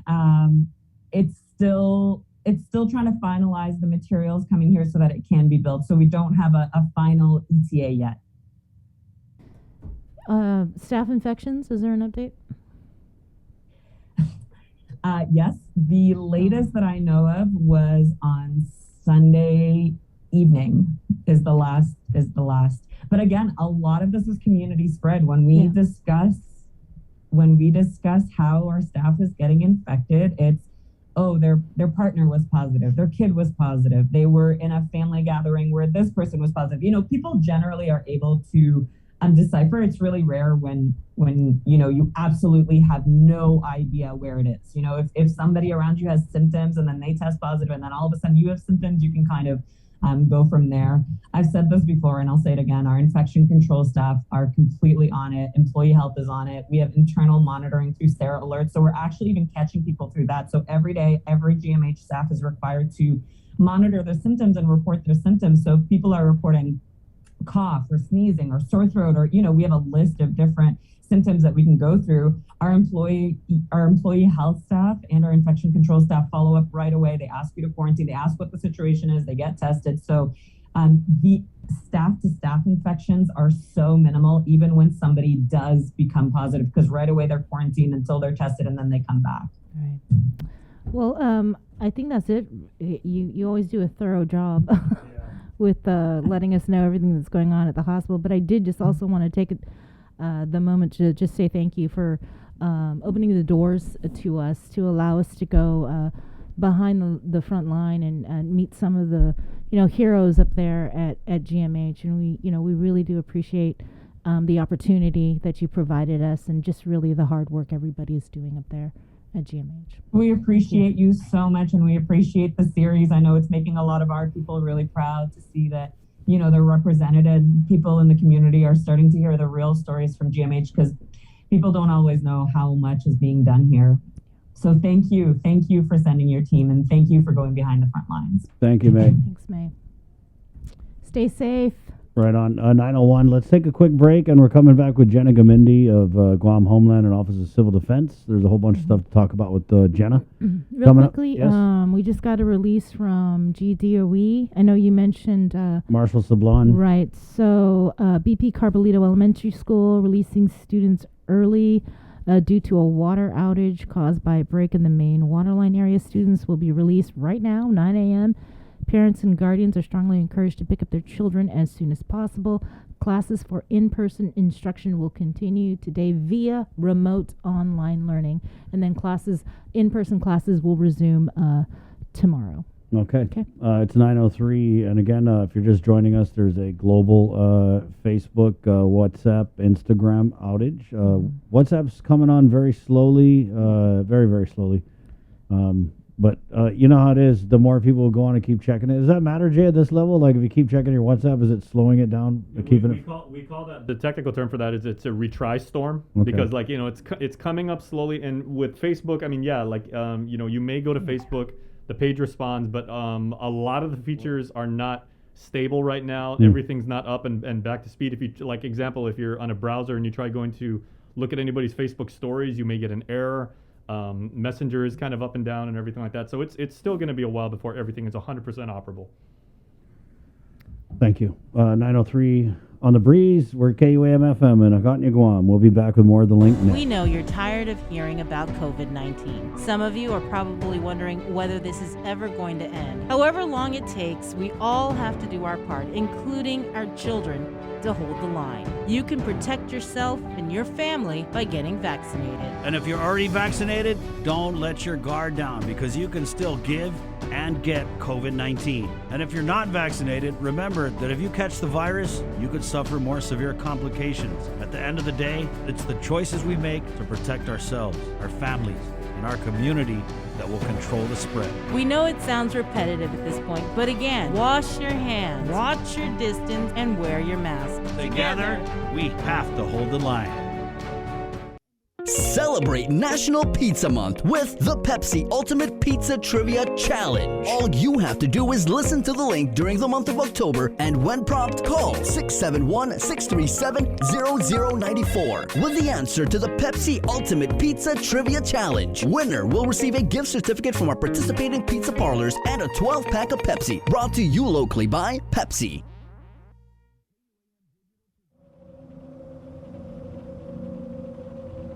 The Totomotna Tales.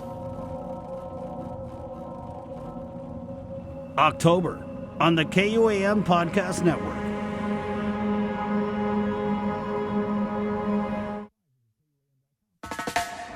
Pacific Matters is a half-hour news, culture, and lifestyle show focused on issues that impact Guam, the Northern Mariana Islands, and the larger Pacific region. Join Tomas Maglona every Monday to discuss politics, trends, and take a deep dive into the issues changing our island home, because what happens in the Pacific matters.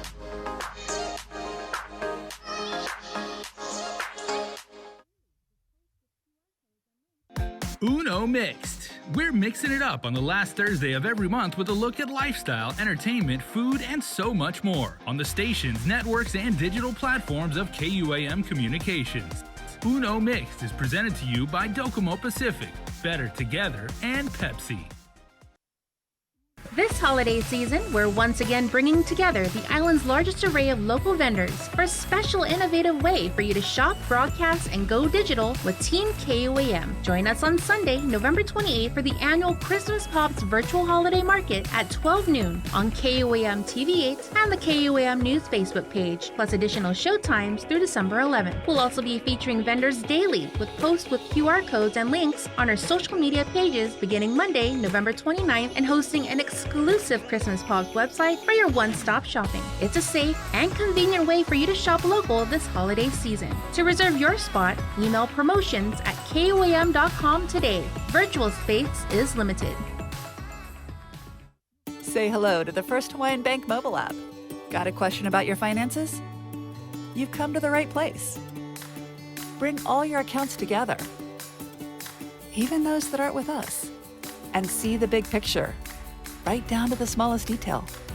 Unlock powerful tools like Insights and Money Map that help you save time and take control of your finances. When you connect accounts with the First Hawaiian Bank mobile app, it all starts with yes. GU Self-Storage, conveniently located near the Harmon McDonald's. We offer affordable rates, online payments, and auto bill pay for your convenience. Plus gate access daily from 6 a.m. to 9 p.m. Call us today at 648-7867 for more information. The relationship between Guam and Manila, Philippines is undeniable as we share similar cultural traditions, history, and heritage. With generations of Filipinos calling Guam home, KUAM presents a monthly look at the capital city featuring in-depth and engaging interviews on everything from medical tourism to new business and government leaders. Veteran newscaster Nestor Lecanto delivers Beyond Our Borders. This special program is brought to you by KFC and the Medical City, where patients are partners. KUAM Communications continues our perpetuation of our Chamorro culture, language, and heritage with features available to our listening and viewing audience, including streaming of Chamorro music 24 hours per day on Isla Digital Radio on KUAM.com and the KUAM News app. Chamorro News Update, weekdays on The Link and the KUAM News YouTube channel. Conversations about life in our Chamorro language podcast, Cuentos Tapaco with Kin Conception. Seasonal specials, shows, shows and other features highlighting the beauty of our language, culture, and history. It's a new era of our continued commitment to our Chamorro heritage. Isla. Watch, listen, stream. Viva Isla!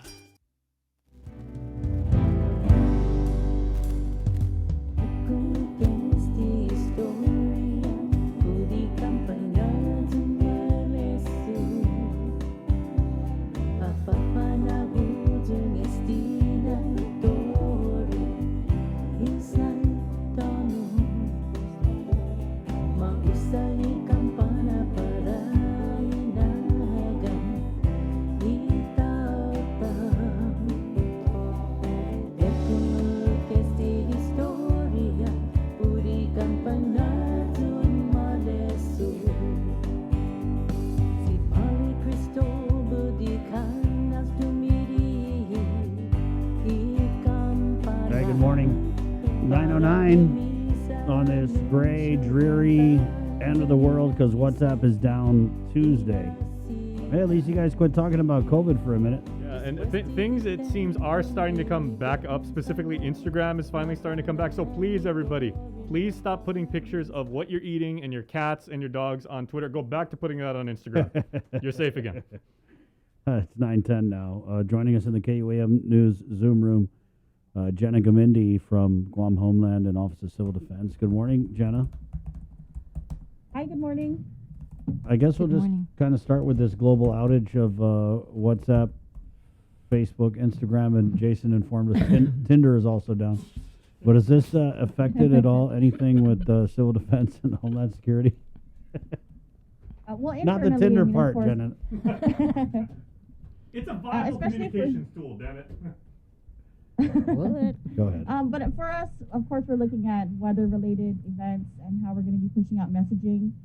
We utilize our social media a lot, but what we did do is put a disclaimer. We want people to, if they need to get their weather alerts, and they're normally getting them through Facebook or through WhatsApp, of course, check out our website. It'll be operational 24/7, ths.guam.gov.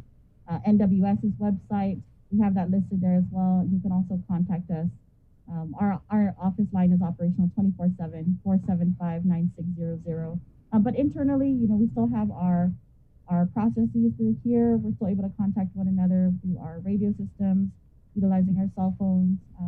But yeah, we continue operations as normal, even with this outage right now. And speaking of weather alerts and things like that, have you guys received any reports of flooding? I know that the small stream advisory is in effect till 10, but have you guys received anything? None have came in that are impassable, no roadways yet. The flood advisory that National Weather Service put out, and I'm not a weather person, but we are following their advisories. It's in effect until 10 a.m., so hopefully we see some relief through the rest of the day, but we're going to be seeing heavy rain from Wednesday through Friday, so we can anticipate those flooded roads. But right now we haven't received any report of impassable roadways. Right. Well, hopefully we won't have to, see you at any heavy weather briefings or anything. I mean, we do like seeing you and talking to you, but please no. I mean, what are you guys tracking though, Jenna? Well, right now, National Weather Service gave us a little bit of an update. We're looking at more of a rain event. The most recent information that they have out for the rain that we're expecting, the current model guidance that they told us about, the potential rainfall amount is 5 to 10 inches across the region for the remainder of the week, which is a lot for Guam. Yeah. Originally, they were anticipating about 1 inch of rain per day all through the rest of the week. So this is definitely going to be a lot of the information that we're trying to get out are really for those that are living in flood-prone areas. We're advising the community to take action now. Of course, it's raining now, but we're looking at heavier rains to start as early as tomorrow. So you can start taking action by clearing the drainage areas around your home, unblocking your storm drains, anything that you have around your area that can help alleviate some of that flooding. You're advised to take that action now. Good to know. Also, a heads up, I think I saw something from your office regarding sirens? All yes. hazards? We did issue the reminder this morning. Typically we put that all over our social media too, but we appreciate your help getting the message out. We'll be conducting our standard test, our monthly test this afternoon at 3:15 for the All Hazards Alert Warning System sirens. This is a joint test that we're doing with our military partners. So You can anticipate to hear those sirens today at 3:15. It's not connected to an emergency. It's just part of our monthly test. So that's happening today at 3:15. Since we do have you on, and I don't want to get into COVID just yet, the Great Shakeout. Oh, yeah. That's coming up, right? Yes, October 21st at 10:21 a.m. Guam will be participating in, it's actually a worldwide earthquake drill. It's typically on the third Thursday of the month. So this year it's on October 21st, 10:21 a.m. We're trying to encourage the community to practice their earthquake procedure. It's just drop, cover, and hold on from wherever you are for 1 minute. We appreciate your help in getting that. I know that you guys typically air the sound of an earthquake. So it's good to tune in and actually practice your earthquake procedure. Some people, even schools, they go as far as practicing their evacuation procedure, which is really important, especially now during a pandemic. How will you practice social distancing? Do all the students know exactly where, how to get under their desk properly, but still be away from others? So it's really just practicing your earthquake drill. That way we're all prepared for when it really does happen. Yeah, we usually go live with that, and people get an opportunity to see Jason drop and get underneath the desk, and sometimes he fits underneath there, and sometimes he doesn't. It's always funny to watch it live. There's a great video Please of me share actually any hitting photos. my head when I was practicing. Oh no, yeah, see, and that's why it's important to practice your drill, to make sure you're able to do it safely for when it actually does happen.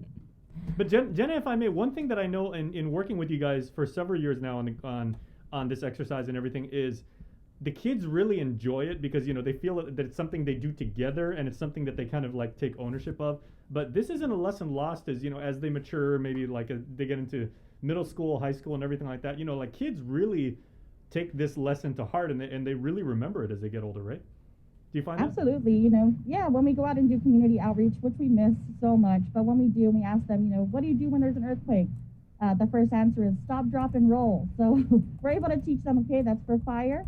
Drop, cover, and hold on is for earthquake. And that's right, they take that. Once we teach them that, especially when they're young, they take that for when they're older. So absolutely. Yeah, we're looking forward to it. All right. And then, okay, so with COVID, here we go. What's the update on that consolidated facility? I mean, is that still something we're looking at? Yeah, that's still in the works. We're looking at the bid to be open by October 11th. So that's right around the corner. That consolidation will happen within this month. But in the meantime, the quarantine facility and isolation facilities are still operational, at least all the way up until the bid is open on October 11th. And how big, is that kind of specified in the what is it, RFP or the bid, like how many rooms we're going to need, et cetera? It is, and it's based on the updates that were provided by Department of Public Health. Unfortunately, I don't have the specifics or the guidance in front of me, but it does include all of those specifics for what Department of Public Health, with guidance from our federal partners, have provided for what the quarantine and isolation facility can look like if it's consolidated. Okay, and are we still looking at it to possibly be like in Tumon? I won't be able to speak on who will be chosen. Okay. All the different vendors have an opportunity to bid once it's open. Okay. And for the ISOFAC, is it full? No, not at this time. The ISOFAC, I do have the count. The current count is 101 persons. The occupied rooms are 73 right now. And I'm sorry, I always forget. So how many rooms does the contract call for, and then the ability to surge? Sure, it calls for up to 100 rooms. We're at 73 occupied rooms right now. The ability to surge doesn't have an exact number on top of that. That's something that we work directly with the vendor, but there is an ability to surge beyond that 100 if needed. Mm-hmm. And how long is this contract for? Just curious, or does it just kind of... It did end on September 30th originally, and then there was a rollover all the way up until the consolidation is complete. So it'll be in effect until the consolidation is done. And the timeline for the consolidation? Well, the bid opens October 11. Mm-hmm. And we can anticipate the vendors to jump on that pretty quickly. So we'll see some movement within that week right after. Mm-hmm.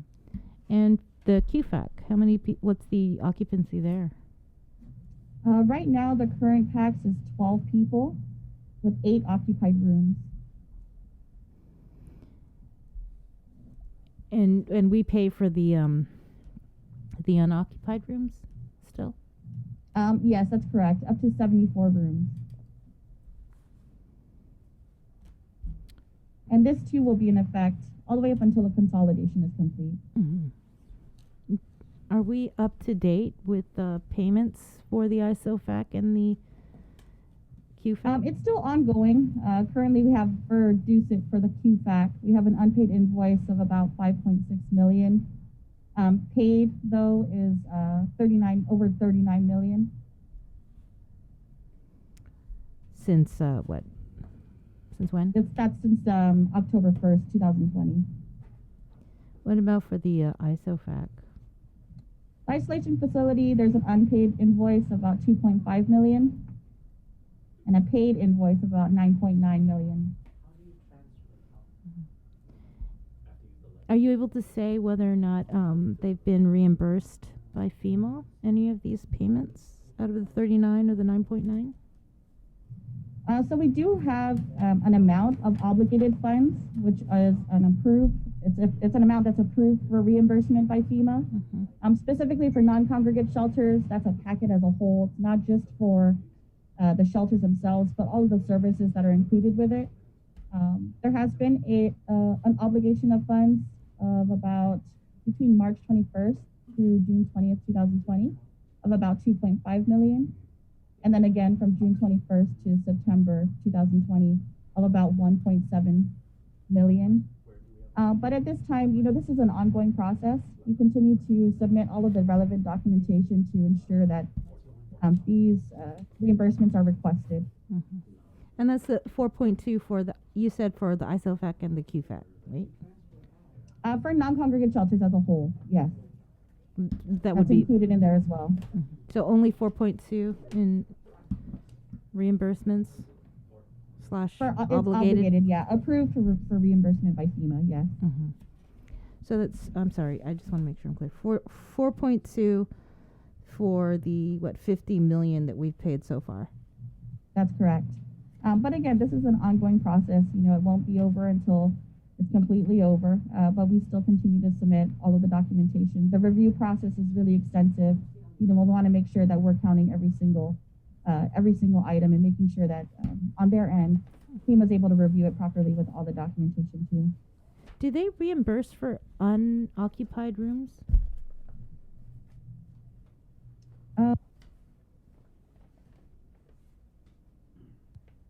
I would have to double check. I can double check on that and get back to you, Bree. Mm-hmm. Do you have a breakdown of all the money that's been paid? Like how many was paid out actually for rooms that were used versus how many were paid for unoccupied rooms?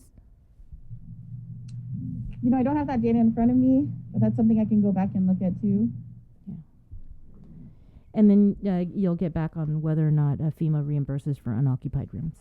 Yes. At this time, I don't think so, but I'll confirm. Mm-hmm. Has there ever been any point that the ISOFAC was full to capacity? No, not at this time. It hasn't been full to capacity.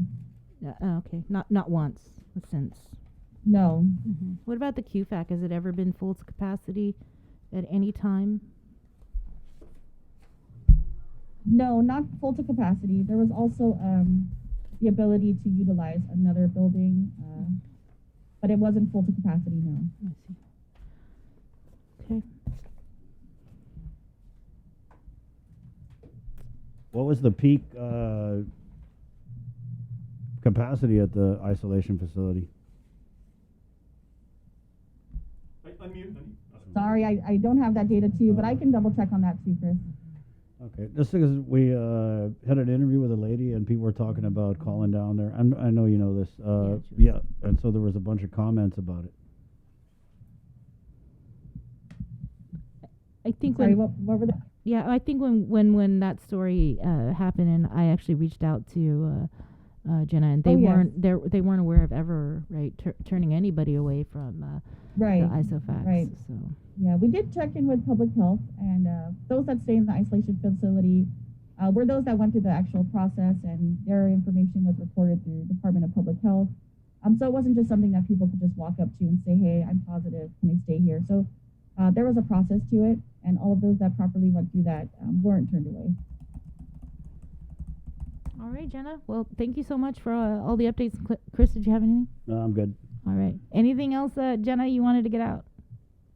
Just a reminder to the community, we're expecting a lot of rain this coming week. We want to ensure that you're staying up to date with the most up-to-date information. Contact our office if you need. If you're unable to get information through Facebook or even online, you can call us at 475-9600. We'll be pushing out more information through this week with National Weather Service, and we just appreciate your help in getting the information out. Thank you so much. Thanks, Jenna. Thank you, everyone. Right, stay safe. Stay Bye. dry. Thank you. Yeah, we're going to take a quick break, guys, and come back with more of The Link next. Good morning. Catch SportsLink on the We know you're News tired Morning of Show. hearing about COVID-19. Some of you are probably wondering whether this is ever going to end. However long it takes, we all have to do our part, including our children, to hold the line. You can protect yourself and your family by getting vaccinated. And if you're already vaccinated, don't let your guard down, because you can still give and get COVID-19. And if you're not vaccinated, remember that if you catch the virus, you could suffer more severe complications. At the end of the day, it's the choices we make to protect ourselves, our families, and our community that will control the spread. We know it sounds repetitive at this point, but again, wash your hands, watch your distance, and wear your mask. Together, we have to hold the line.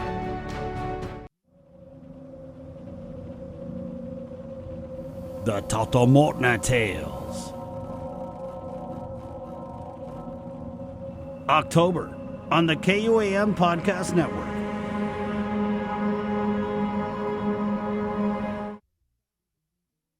This holiday season, we're once again bringing together the island's largest array of local vendors for a special innovative way for you to shop, broadcast, and go digital with Team KUAM. Join us on Sunday, November 28th for the annual Christmas Pops Virtual Holiday Market at 12 noon on KUAM TV8 and the KUAM News Facebook page, plus additional show times through December 11th. We'll also be featuring vendors daily with posts with QR codes and links on our social media pages beginning Monday, November 29th, and hosting an exclusive Christmas Pops website for your one-stop shopping. It's a safe and convenient way for you to shop local this holiday season. To reserve your spot, email promotions@kuam.com today. Virtual space is limited.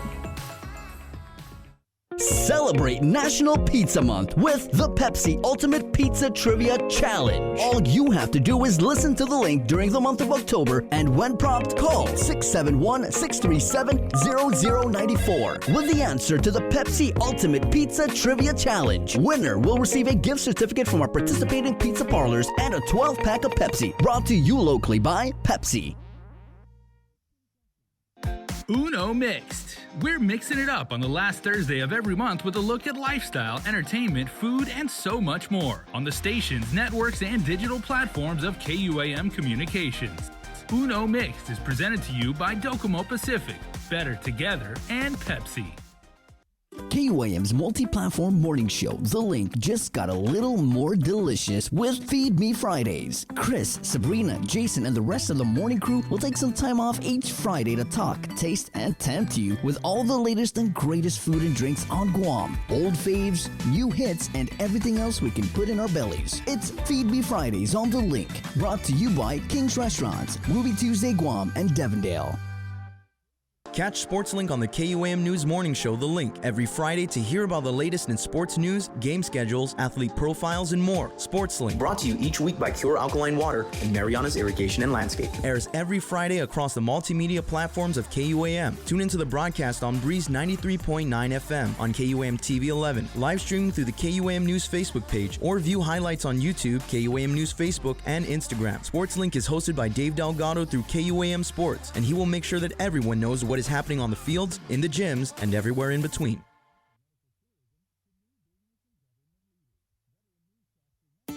Say hello to the First Hawaiian Bank mobile app. Want a better look at your spending? With MoneyMap, you can automatically create budgets and manage where your money is going. Know when you have a green light, or when it's time to slow down. Maybe cook more meals at home this week. Set your goals. Track your progress. and find your way to exactly where you want to be with Money Map from the First Hawaiian Bank mobile app. It all starts with yes. GU Self-Storage, conveniently located near the Harmon McDonald's. We offer affordable rates, online payments, and auto bill pay for your convenience. Plus gate access daily from 6 a.m. to 9 p.m. Call us today at 648-7867 for more information. Do you feel like you're missing out on something? Make life more rewarding with Pacific Points. Earn and redeem points for bill rebates and free load at IT&E, discounts on fuel at Shell, vouchers at Foodies, and United Mileage Plus miles. You can even pay with Pacific Points at IT&E, Shell, and Foodies. Pacific Points. Do more, get more. The relationship between Guam and Manila, Philippines is undeniable as we share similar cultural traditions, history, and heritage, with generations of Filipinos calling Guam home. KUAM presents a monthly look at the capital city featuring in-depth and engaging interviews on everything from medical tourism to new business and government leaders. Veteran newscaster Nestor Lecanto delivers Beyond Our Borders. This special program is brought to you by KFC and the Medical City, where patients are partners.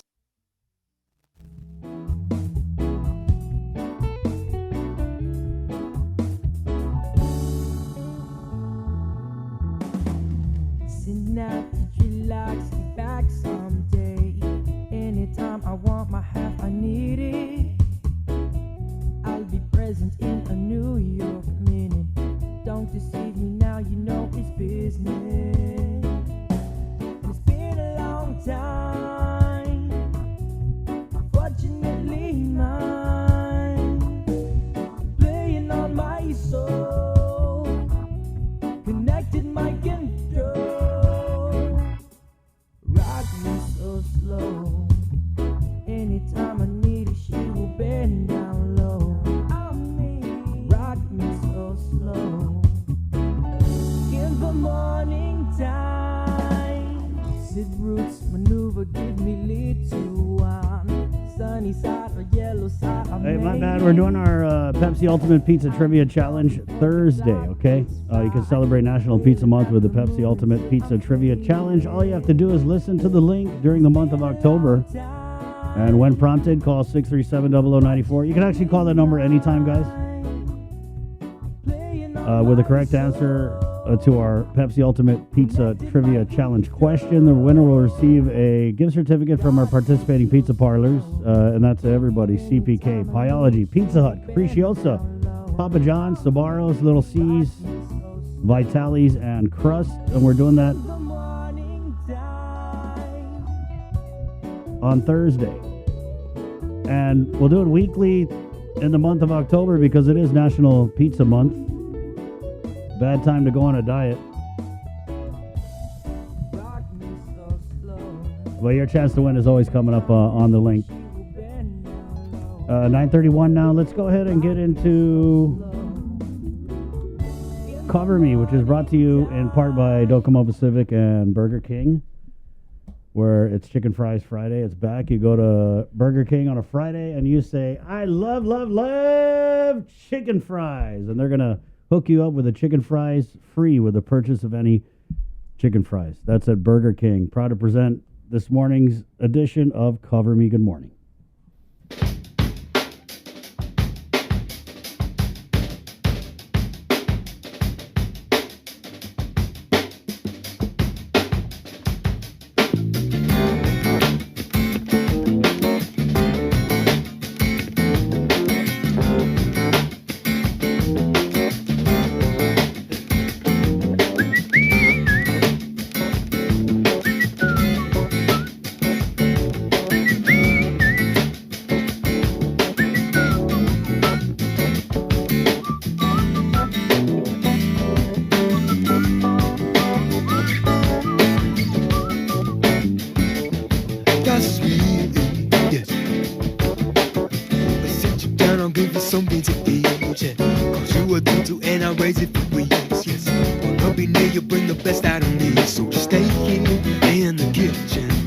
Show you love, I'm listening to you, listen to me.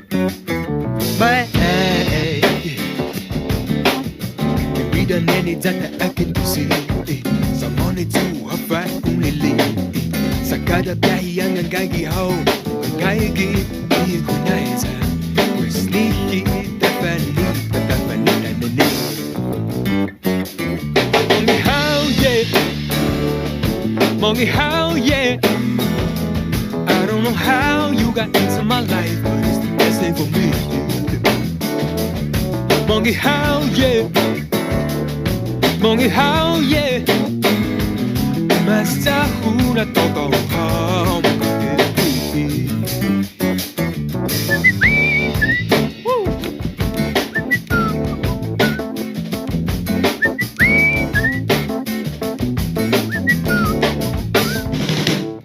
You're sweet, yeah I could kiss you from your head to your feet, yeah Me and your mama couldn't be more pleased with you Cause your affection is a delicacy So just let me hold you tightly To show you love, I'ma sing goodnight And it, ooh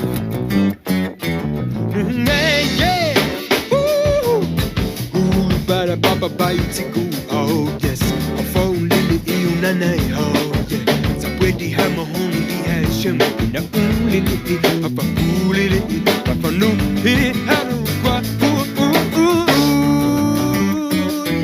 Mongi how, yeah Mongi how, yeah I don't know how you got into my life But it's the best thing for me Mongi how, yeah Mongi how, yeah Basta una todo Mongi how, yeah, yeah. Mongi how, yeah, yeah. I don't know how you got into my life, but it's the best thing for me. Mongi how, yeah. I don't know how you got into my life, but it's the best thing for me. Yeah. Mongi how, yeah. Ooh, Mongi how, yeah. Nasa huna totoo magkahigwi. Yeah!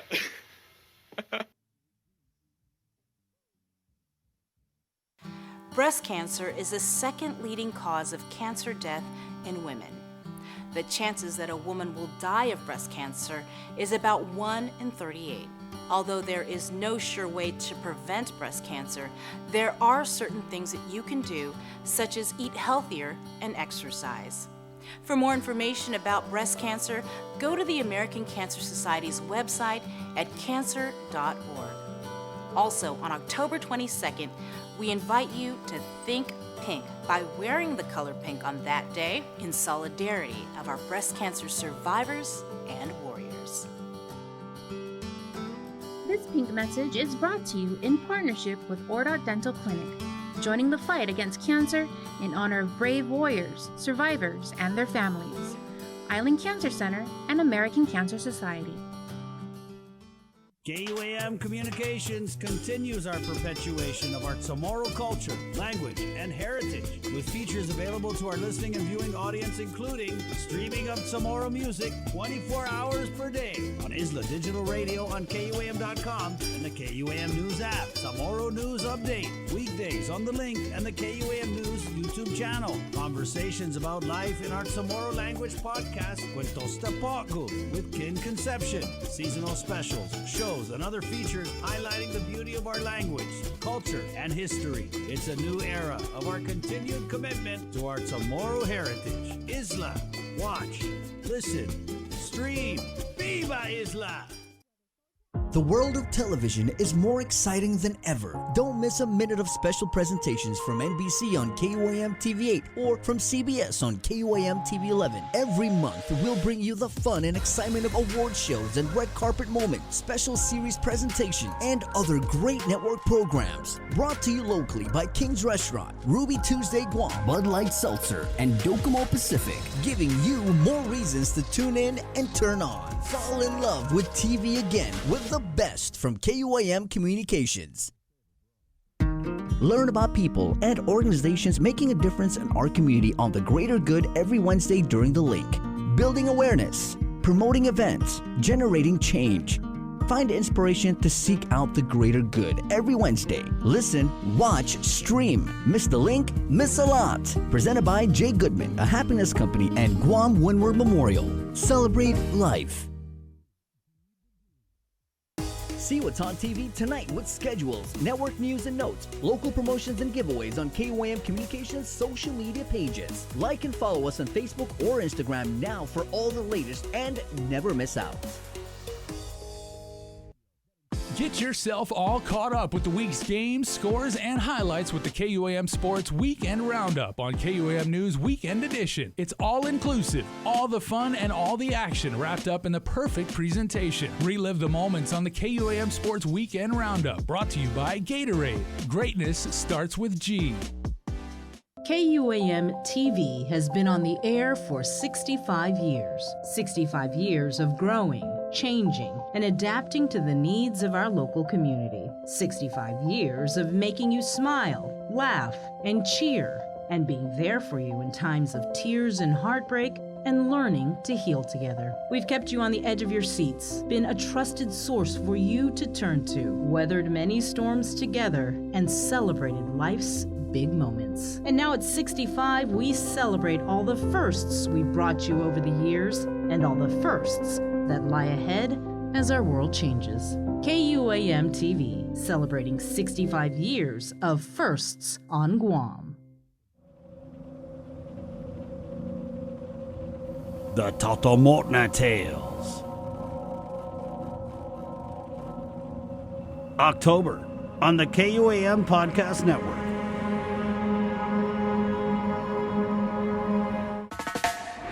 Pacific Matters is a half-hour news, culture, and lifestyle show focused on issues that impact Guam, the Northern Mariana Islands, and the larger Pacific region. Join Tomas Maglonia every Monday to discuss politics, trends, and take a deep dive into the issues changing our island home, because what happens in the Pacific matters.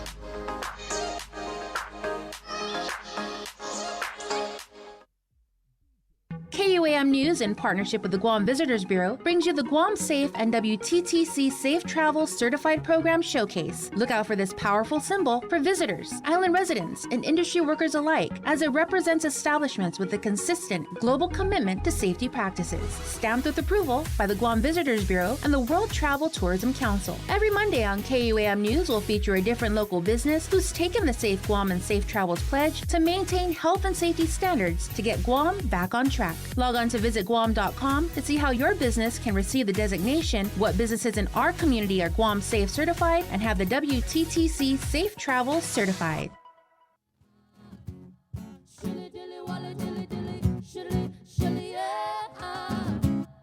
The vibe is alright. You never had it easy, I know, but I still remember you. Hear what you used to say, so this my song for you, my friend. But you can only see that I will never let things go, nah, yeah.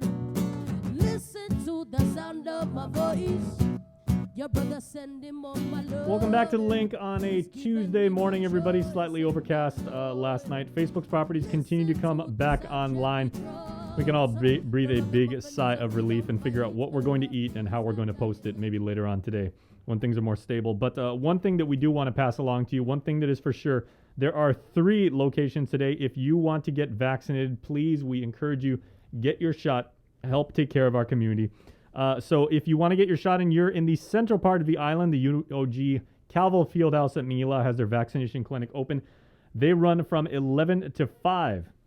And if you'd like to make an appointment, go to tinyurl.com/VaxGuam. That's tinyurl.com/VaxGuam. If you are down in the south, the Southern Region Community Health Center began their vaccination clinic about 45 minutes ago. That's Tuesdays and Wednesdays. So today and tomorrow, you'll be able to get your shot if you are in Inalahan.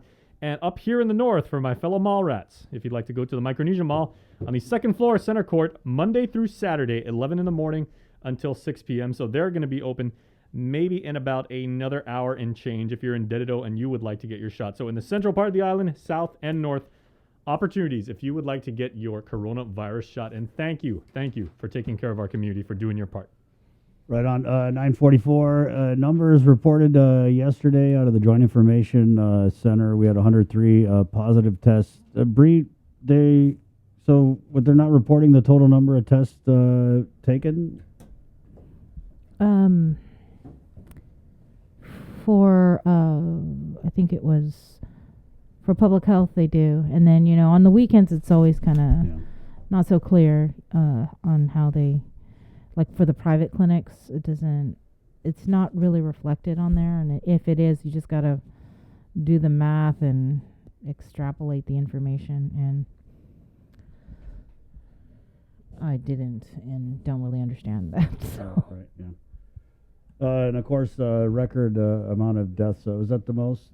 Well, there was 8 reported. I don't think it was the most. Right, I mean, but God, it's just frustrating. I don't even know what to say anymore. But how many more deaths is it going to take before we do something? Have we quit trying to do something? Are we looking at what's going on, and is it working? These efforts that we're making to call these monomko, to call these people, is it working? Because we put it on the mayors, and we told the mayors, hey, go call all these people that we can't ever get a hold of. And when we talk to the mayors, it sounds like they're getting a hold of people, but just people keep dying. I don't know what else we can do, right? But I feel like there's more. There's got to be something else we can do to stop these people from dying. I mean, are we just okay with it because they're mostly unvaccinated people, and maybe the administration feels like they brought it on themselves? But, I mean, I lost track of what week we are even in.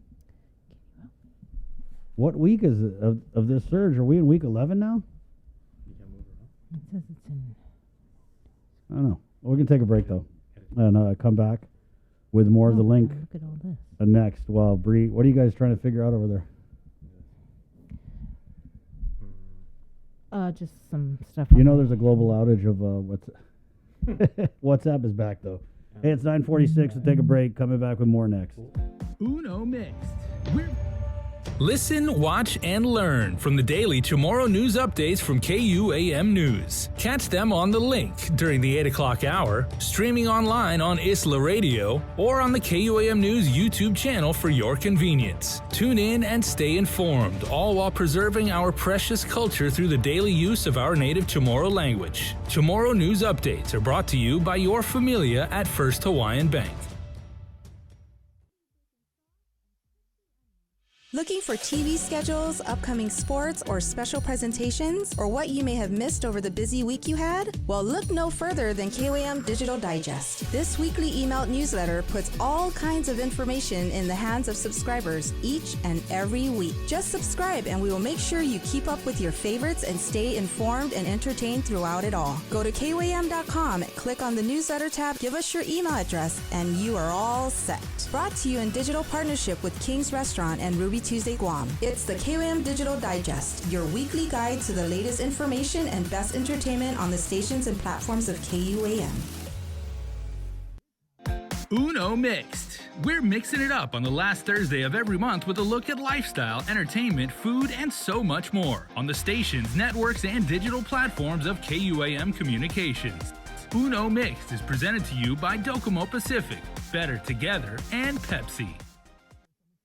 Celebrate National Pizza Month with the Pepsi Ultimate Pizza Trivia Challenge. All you have to do is listen to the link during the month of October, and when prompted, call 671-637-0094 with the answer to the Pepsi Ultimate Pizza Trivia Challenge. Winner will receive a gift certificate from our participating pizza parlors and a 12-pack of Pepsi, brought to you locally by Pepsi. KUAM's multi-platform morning show, The Link, just got a little more delicious with Feed Me Fridays. Chris, Sabrina, Jason, and the rest of the morning crew will take some time off each Friday to talk, taste, and tempt you with all the latest and greatest food and drinks on Guam, old faves, new hits, and everything else we can put in our bellies. It's Feed Me Fridays on The Link, brought to you by King's Restaurants, Ruby Tuesday Guam, and Devondale. Get yourself all caught up with the week's games, scores, and highlights with the KUAM Sports Weekend Roundup on KUAM News Weekend Edition. It's all inclusive, all the fun and all the action wrapped up in the perfect presentation. Relive the moments on the KUAM Sports Weekend Roundup, brought to you by Gatorade. Greatness starts with G. This holiday season, we're once again bringing together the island's largest array of local vendors for a special innovative way for you to shop, broadcast, and go digital with Team KUAM. Join us on Sunday, November 28th for the annual Christmas Pops Virtual Holiday Market at 12 noon on KUAM TV8 and the KUAM News Facebook page, plus additional show times through December 11th. We'll also be featuring vendors daily with posts with QR codes and links on our social media pages beginning Monday, November 29th, and hosting an exclusive Christmas Pops website for your one-stop shopping. It's a safe and convenient way for you to shop local this holiday season. To reserve your spot, email promotions@kuam.com today. Virtual space is limited. Learn about people and organizations making a difference in our community on the greater good every Wednesday during the link. Building awareness, promoting events, generating change. Find inspiration to seek out the greater good every Wednesday. Listen, watch, stream. Miss the link? Miss a lot. Presented by Jay Goodman, a happiness company, and Guam Windward Memorial. Celebrate life.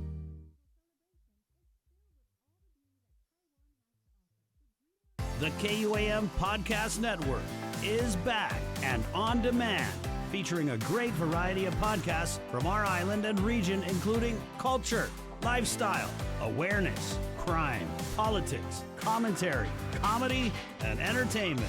Available on most streaming platforms. The KUAM Podcast Network. Subscribe and listen now.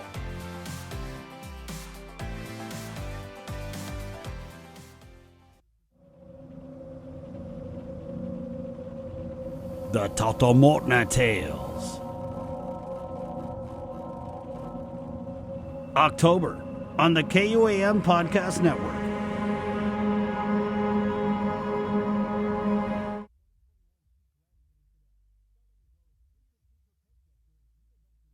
The Culture Club returns to KUAM Digital and KUAM News Weekend Edition, highlighting Guam's young artists, activists, and crafters as they work to protect, preserve, and promote our Chamorro culture. Watch this weekly feature on the digital platforms of KUAM News Weekend Edition, brought to you by Hanum.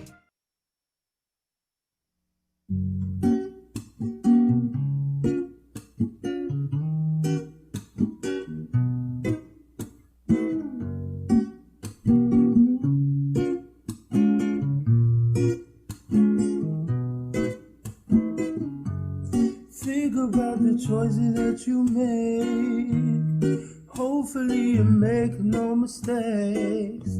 Cause in the end I know you're gonna lose. You've always been confused. I'm only telling the truth. I gave you everything that I can, but it seems it's only I who understands. You've never complimented things I do. It's all about you. If only you knew how to compromise. If only you knew how to tell no lies.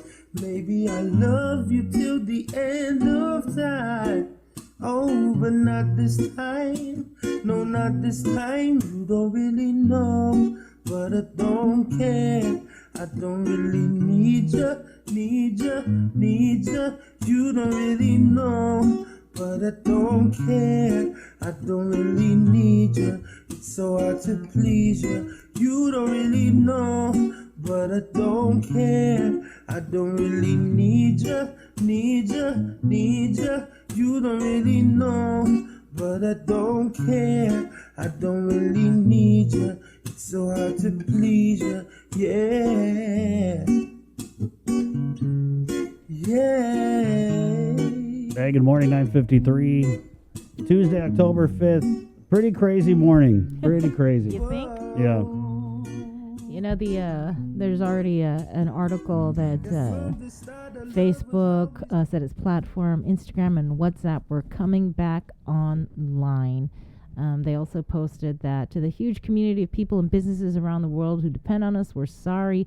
We've been working hard to restore access to our apps and services and are happy to report they're coming back online now.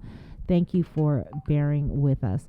There wasn't really a full explanation as to what happened other than networking issues. So. Right. Yeah. Jay, your take on it? Facebook, I said this for years. Facebook is probably the biggest engineering marvel of like our time. I mean, they've got over 3 billion registered members. I mean, like I don't think there's another brand in the world that has that many customers. I mean, I don't think there's 3 billion people that drink Coca-Cola or drive Toyotas or any of like the major brands like around the world. I mean, 3 billion.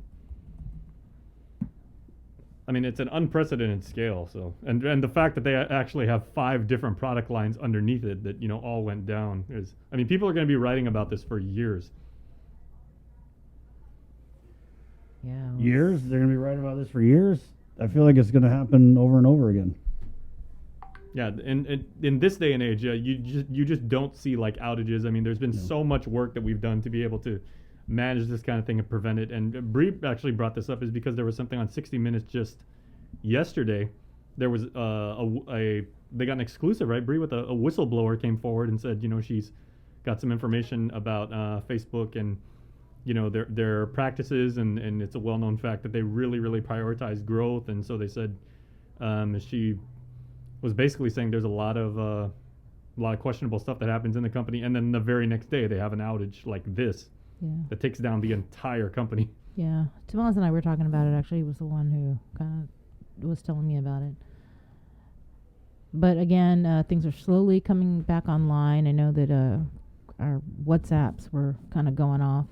Yeah, but Jay, let's put it in context, man. For, you know, like an old grouch like me, I just see it as like, oh God, WhatsApp was down. Quit you crying.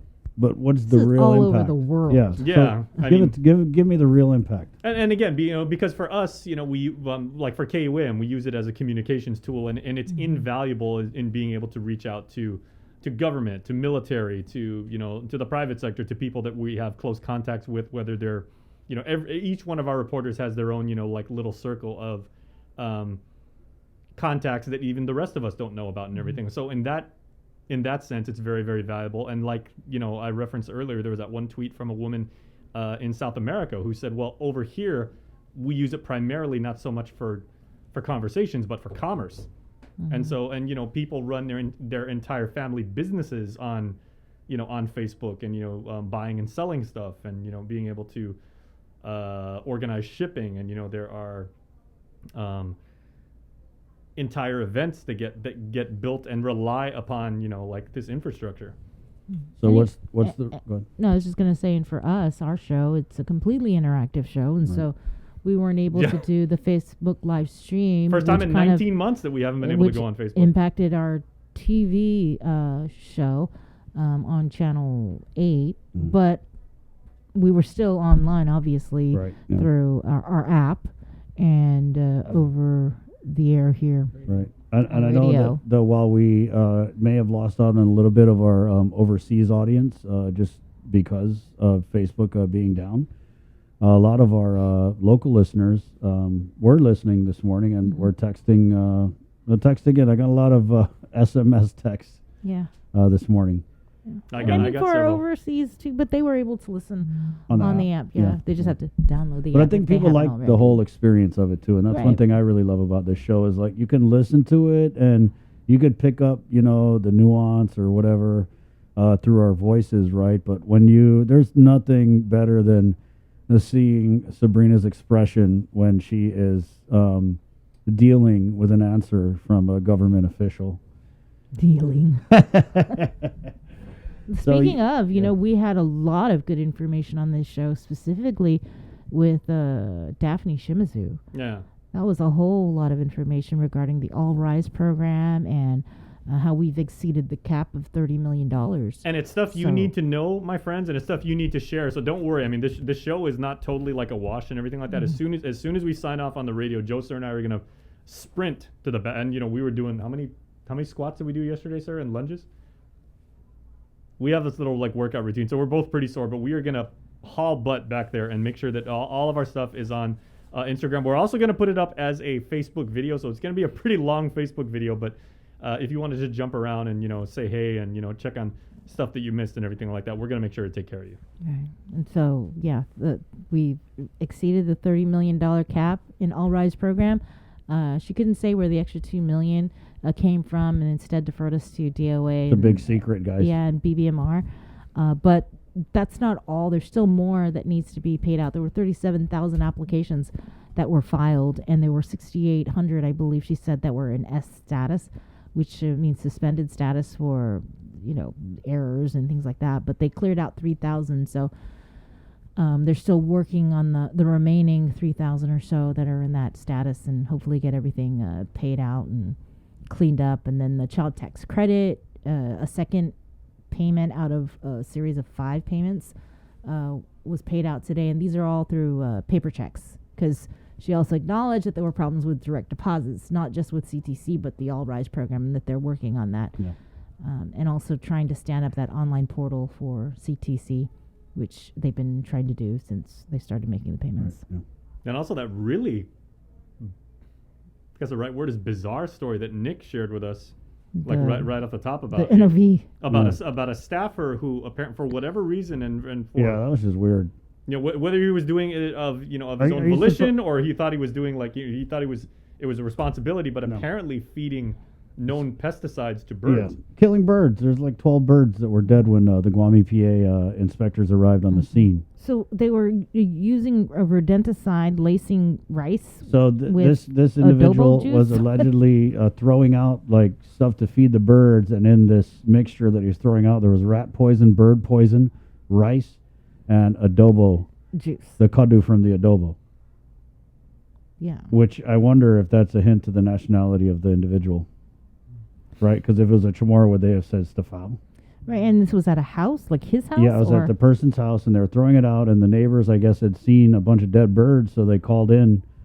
I don't know if they called Guam EPA. I guess they called Guam EPA, and then they showed up. And, there was about a dozen different birds, chicharikas, other kinds of birds. I don't know. That's also kind of scary. But the NOV was issued to his place of employment. Right, yeah. It should be up on the website. Right. No, I looked it up. I didn't see it yet, but he said it was going to be that's posted. just crazy. But I feel like there's a lot of people who are just, that's nuts. Like, why would you... Maybe... I don't know. Were these birds attacking someone? Or, I don't know. I'm trying to get the other side of it. Yeah. It was just bizarre. Like, wow. Yeah, it was. What were you thinking? I was listening. She was in her car. Were there any dead rats? Where was this at? Like, are chicharikas known to be, like, aggressive, or do they like Jay, poop? are you freaking serious? No. We're talking about the chicharikas. Or do they poop all over the place? They're literally the cutest little harmless birds, bro. Yeah, how many? There were 12? Yeah, but they weren't all chicharikas. We haven't yet got the profile done. Okay. There might have been, I don't know if there was a chicken involved. We got to do the forensics. Hey, coqui frogs are pretty cute too. You saw what they did. I don't know what kind of bird it was. Yeah. Okay. It could have been pigeons. There's a lot of pigeons in Tamuning. Right? Yeah. We don't know, but we do know it's not right. Yeah. It's 10:02. Good show today, guys. Pacific Points, Cabo Enterprises, IT&E, and Jack in the Box. Good morning. Sabrina, good job. Good job, guys. Right on, Yeah, Jay. and Tomas is actually posting today's daily question. So we want to know, when Facebook and Instagram and WhatsApp and Messenger and Oculus were down, what were you doing to pass the time? You lost me at Oculus. Hey, it's 10:02. Link fam, we out. Está. Enjoy!